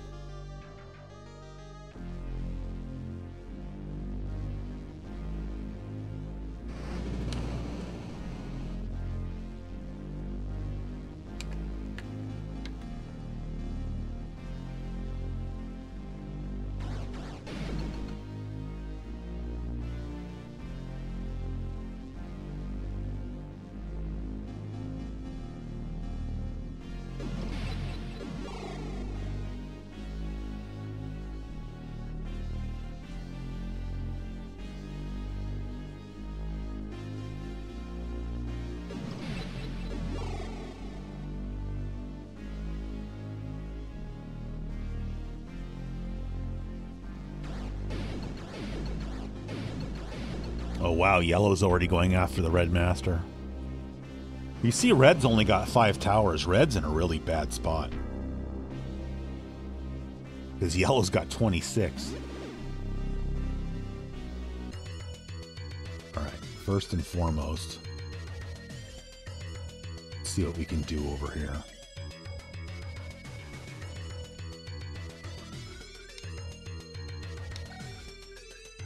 Yeah, you know it.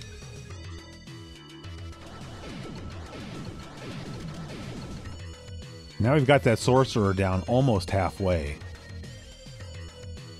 And, I mean, I'm concerned about this mermaid because that serpent is right there. And that serpent alone has the ability to kill that mermaid. So we might as well... that mermaid doesn't get good long-range odds. It's either that or we have to move her. I wish she could make it back to the tower. And then this mermaid, we're not ready to move yet. But we might as well just take a couple of long-range cheap shots at this serpent, because it don't cost nothing.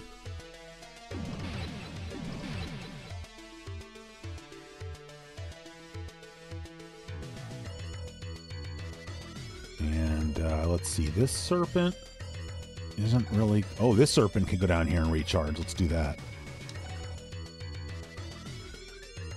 And then, I mean, at some point... I mean, this mermaid just got to get in the fight.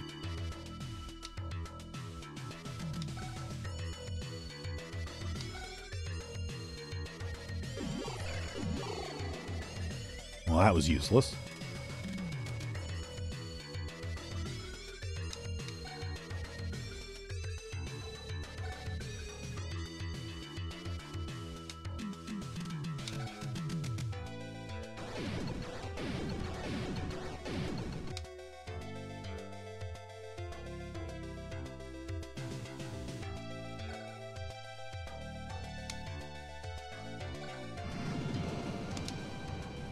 Now I've got green down to 3 towers. What's this guy down to? 8. Can this rock? Yeah, he can.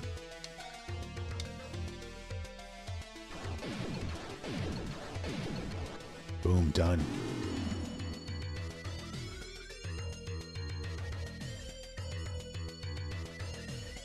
How are you doing? Well, he's still healing. So you see now this guy's a Carthago. So now he's got 44 hit points, but now short range attack, he can take off up to 21. But now he has a long range attack because now he can throw spears. And he also got 1 extra like movement allowance point.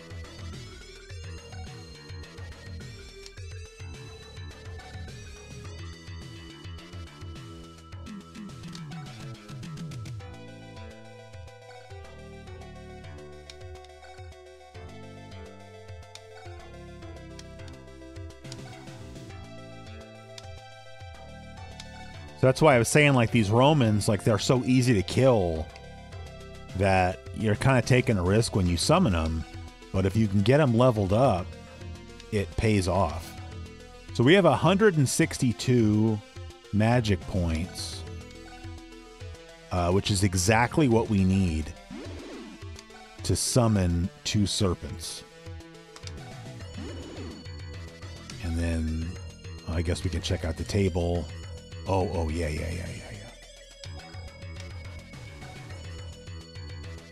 Anything? Oh, yeah. See, now we can go back. So these 2 towers are both totally unguarded. So now green's down to 2 towers, which means no more summoning creatures. Although that was already the case. And that Roman's the one that's healing, so that's it. We're finished.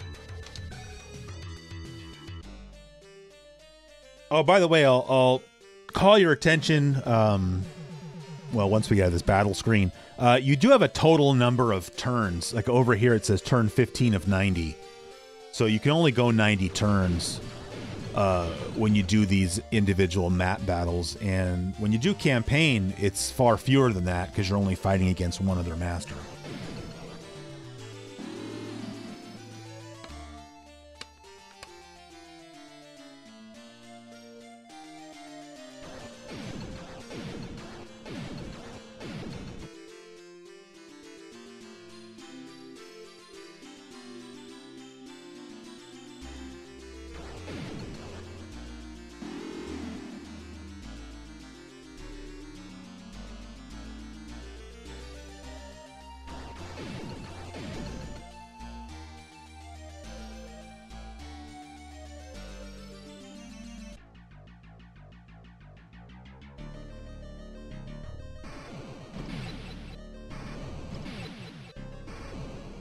Ooh, that was close.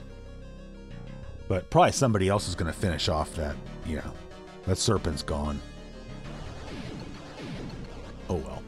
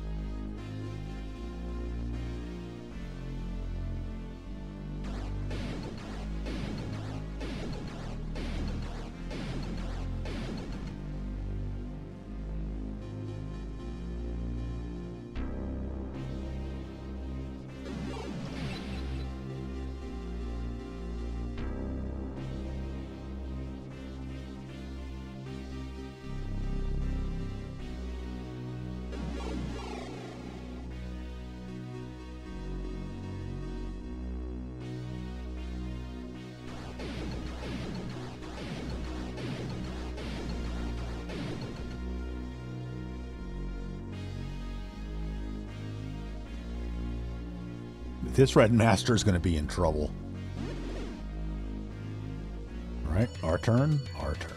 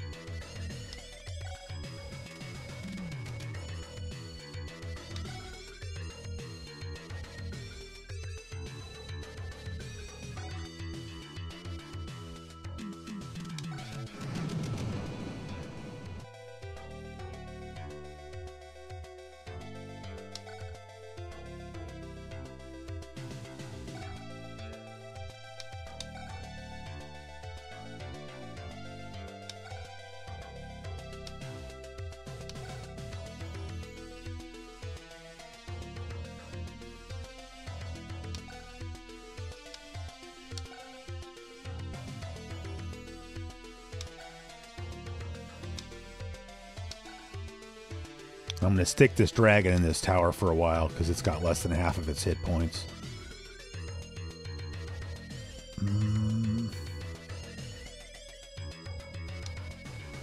This guy's not in real good shape.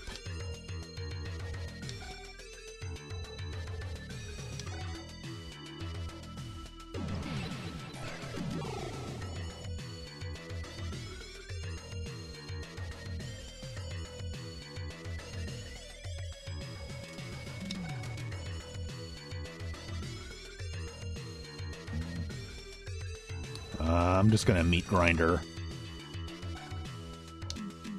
that mermaid. Because we got...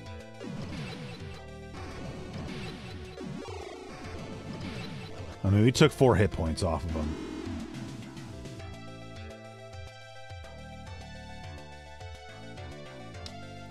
How's this one doing?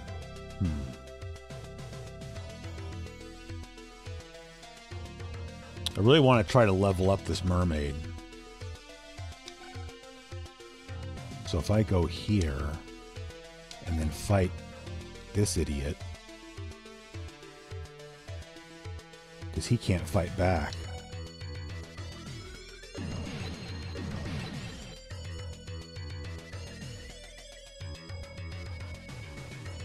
And then I'll cast again.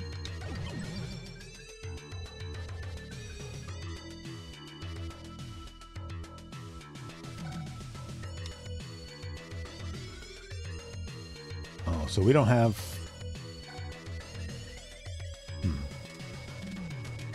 I feel like I should just put her back in a tower.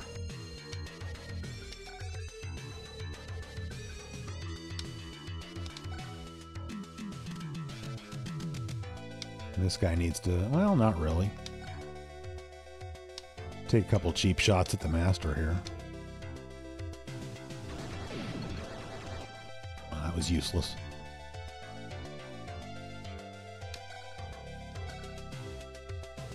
There's my friend here.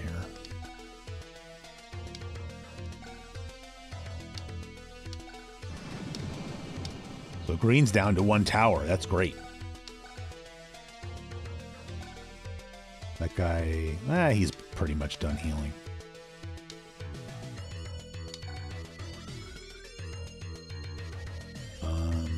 Is that it? Oh, did I use my force yet? I don't think so. I don't want to kill that one, really.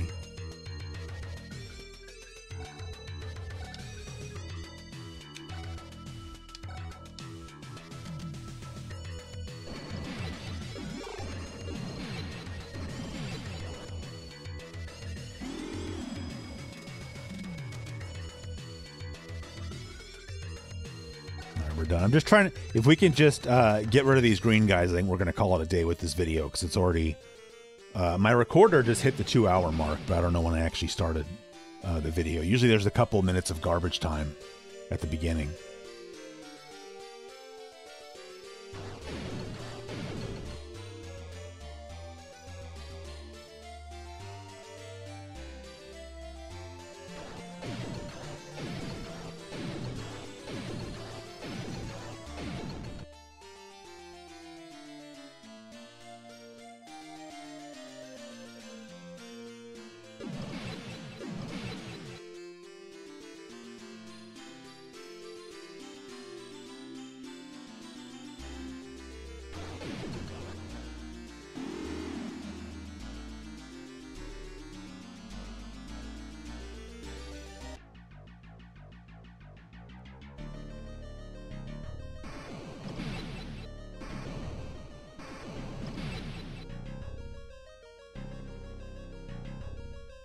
All right, so he was not able to take care of that snake.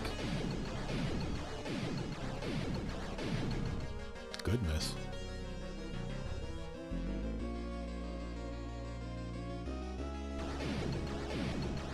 Oh man, snake on snake violence.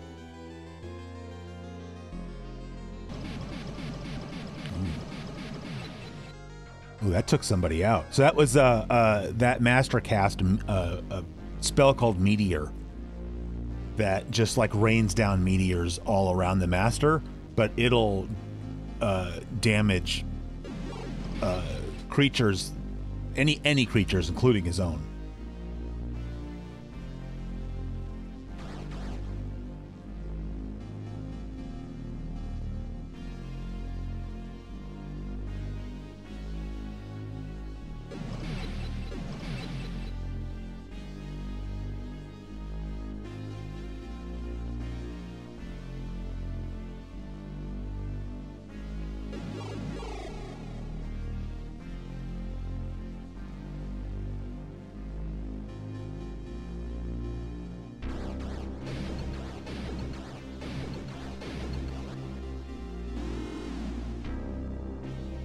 Man, red's just in a really bad spot.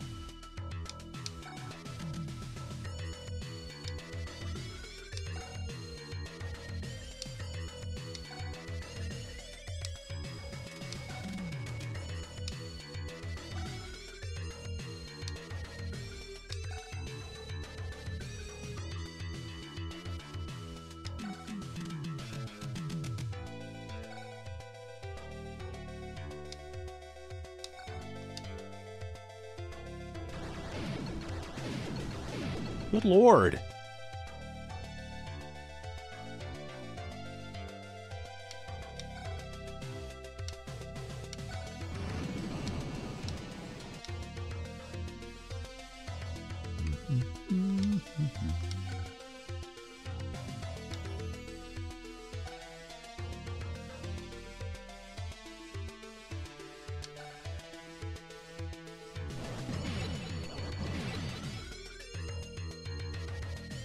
I feel like I might want to... Yeah, I'm going to go ahead and... If we can get rid of the snake, that's going to be helpful for us. Boom, done.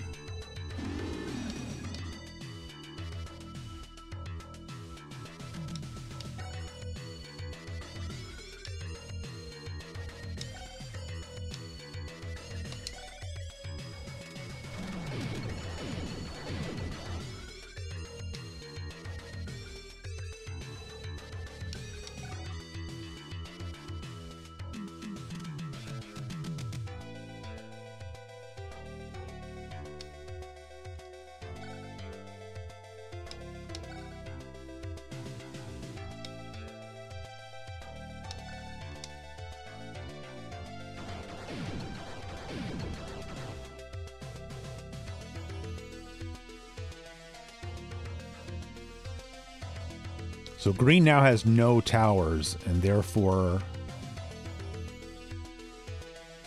can't summon anybody. But, I mean, they're going to steal that tower any minute now. What's this guy doing? How's this guy doing? Alright, I'm going to cast again on him.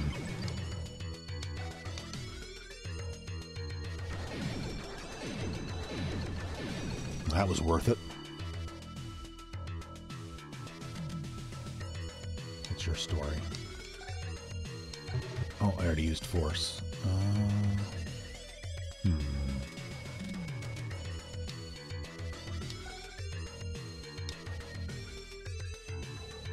So I'm moving that rock down there because then the soldier, if they want to go take back one of those towers, he's taken himself out of the fight. Who else we got here? What's your story? Oh, he's still healing.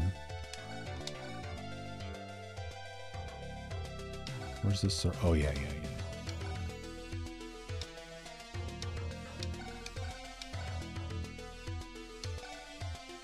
All right, that's it.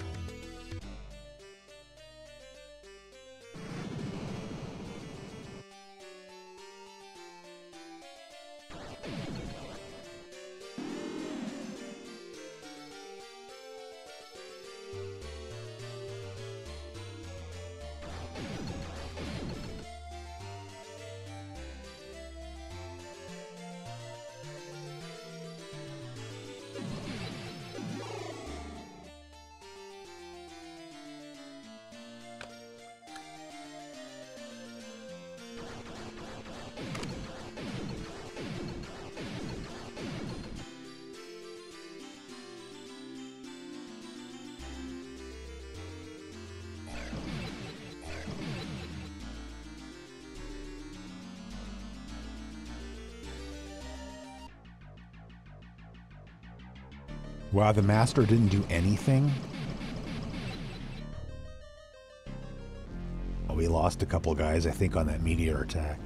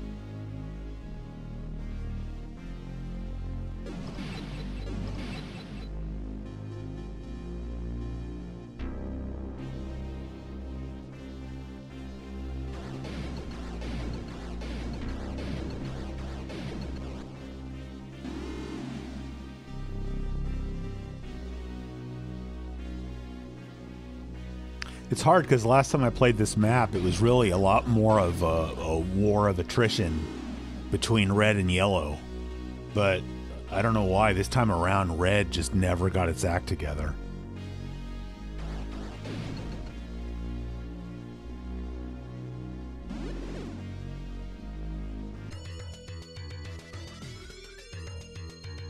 Well, let's just...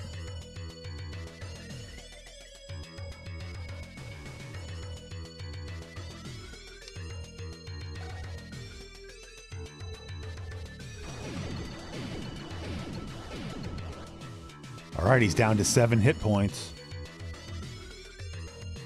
See what this guy can do.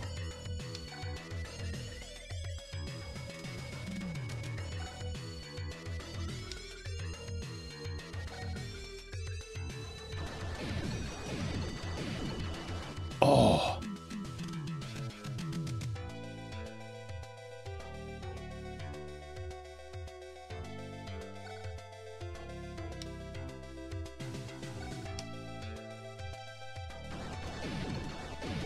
Got him.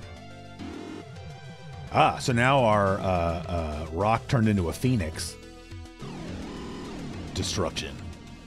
So now that we've killed the master, all of their other monsters just disappear off of the map. So that's it. I'm going to save my game so that I can pick it up later. But other than that, we'll switch the view back, I suppose.